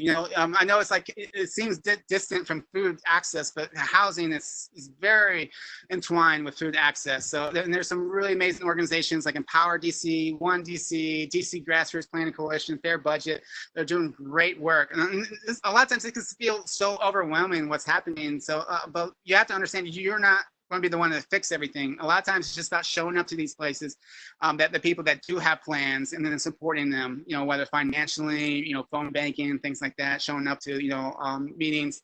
There's a lot of anti-racism groups, Black Lives Matters, Stop Police Terror. And then Surge is like it's a really great organization if you're like a white person and you want to get involved, but you're kind of new to anti-racism. Surge is, I forget what they stand for, but it's kind of like this white anti-racism group where they kind of train you to understand it a little bit better. And then they help facilitate you to go to, to help support different other organizations around. Food sovereignty, like Dreaming Out Loud and DC Urban Greens. If you want to learn about social justice things, People's School, Food Justice, Doug Network. A lot of times but also if you're going to show up to these meetings, understanding how to be a good and bad ally. A lot of times if you're new to anti-racism, or if you've never really, done like a self-examination of how like white supremacy affects you, you could be showing up to these meetings and doing some damage. So a lot of times you want to understand, if there's some really great YouTube videos. Sometimes it's just like a 5-minute video. Watch that before you go, just so you know about how to amplify voices, not co-opt voices, how to, believe people, not do, and it's not overly complicated, but it's good to do. And then there's a lot of like personal work, like anti-racism personal work that we can all be doing. A really great one that Sandra Kim, she started the Everyday Feminist online magazine or journalist organization, really great organization, but she does these internalized white supremacy workshops where she helps white people kind of understand like how we've internalized these systems, and then how we can kind of, how we can overcome them so we can actually start, dismantling larger white supremacy systems. So it's really powerful stuff. If you haven't taken the time, take that time, and just understanding, our local history. We talked about a lot of this stuff, but we have amazing museums right now. We have Chocolate City. Reading these first two, Chocolate City and Capital Dilemma, and Black Food Geographies. There's even a really great book about Go Live, about the history, because that, if you want to understand like understand gentrification and how that's really affecting Black culture in DC, like go-go music is definitely like at the pinnacle of that. So really, it's a great opportunity to really understand more about gentrification. And a lot of this is just about organizing locally. One of the best things you could do to fight, housing developments and rent increases and stuff, is just tenant associations. Just organizing tenant associations, organizing your own, or helping other people organize or participate in organizations that will help, because that is like the best defense against a lot of this gentrification, a lot of these housing issues and things like that. Is just organizing. I was at a Power DC meeting where they often say at a lot of their meetings, a lot of times where a lot of these bad developments happen because there's literally no organized resistance. We read about it, we say, oh, that's a shame, but there's no one organizing around that. There's no one, trying to, make demands, organizing, no one going to, like the big ones like zoning appeals. A lot of these times, these big developments, they have to cross multiple zoning, jurisdictions. So they have to get appeals from the zoning commission. And in exchange, they're supposed to offer all these community benefits. But if no one's showing up and holding them accountable, a lot of times they're not that great benefits. And so just getting people to go to public hearings and zoning appeals and comment periods and things like that. So it's really, really powerful. And then understanding our budget cycle in our local government, and because depending on what month it is, certain months you need to advocate the mayor's office, certain months you need to go to the council, certain ones you want to go directly to the government agency, so that you'll find out when their decision-making process lay, and then advocating on the right people at the right time. And so DC Fair Budget Coalition is really great at helping train people in that. There's a really great organizations about housing advocacy. I mentioned a bunch of them already, but I'm going to give a little bit more description. But these are really great organizations to get involved with. Power DC and One DC, one of those are really fantastic. And even if you can't get involved, just donating to them, becoming a monthly donor is a pretty powerful way to support them. So there's a lot of gentrification battles that are happening right now. That you can get involved with. Again, you don't need to be you don't need to organize a resistance to these things. Just a lot of these is already there's already actions that are happening between Empower DC and One DC and stuff. You just there's some ways to get involved. But public housing, a big part. So we talked about a lot of there's over a dozen different public housing units that have been deemed unlivable.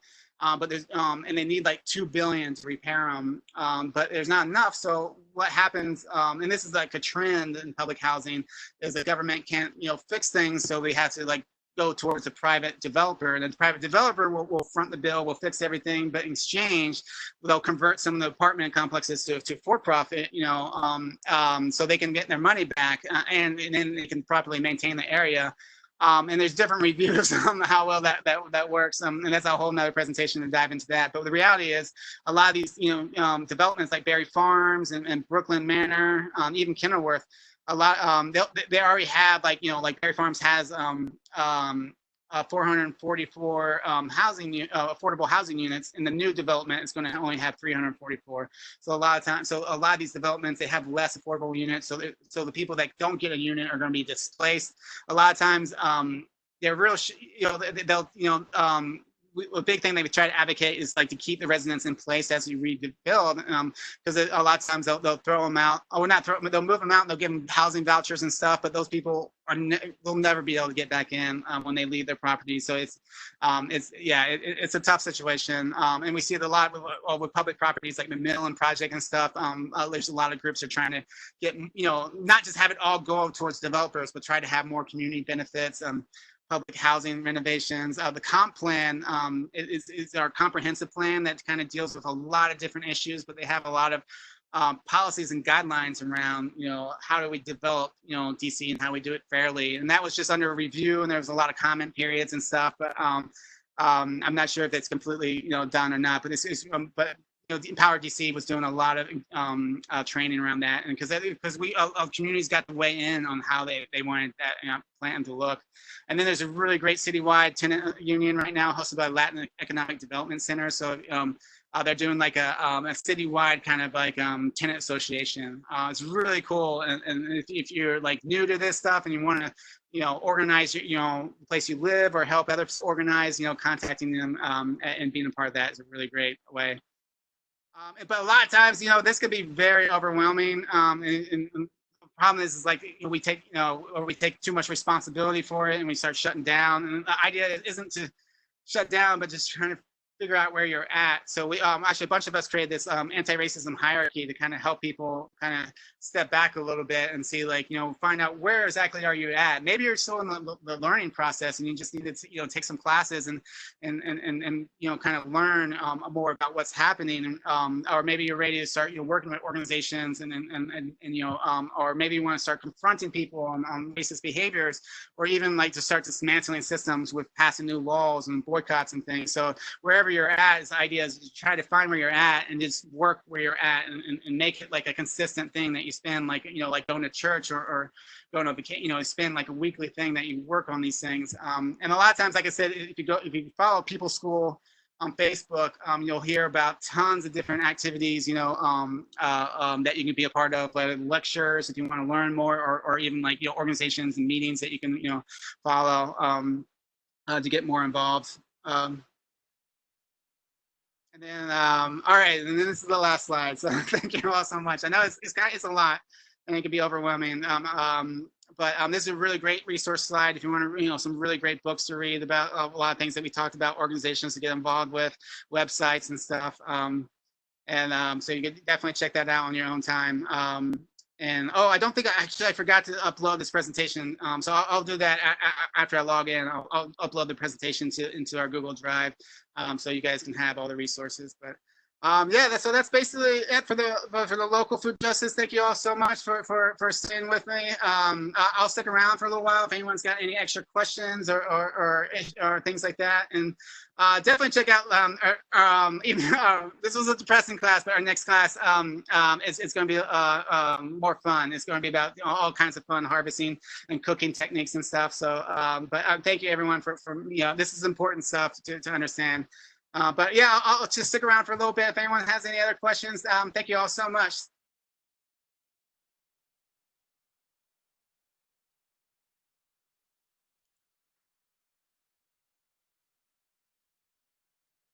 Hello, Ray. Do you have a question? Oh, thank you so much.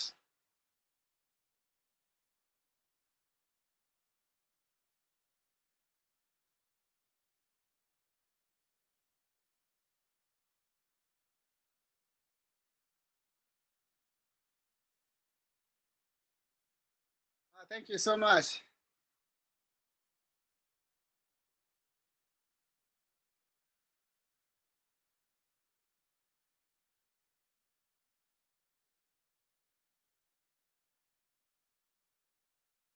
All right, well, if there's no other questions, I appreciate everyone's time. Thank you all. I'm going to go ahead and end this meeting, but feel free to reach out to me anytime with and hopefully yes, yeah, if you're interested in my the anti-racism 15 class course, definitely send me an email to let me know, because I have a special email list that I'll let you know. Hopefully this summer we'll have a webinar series coming up.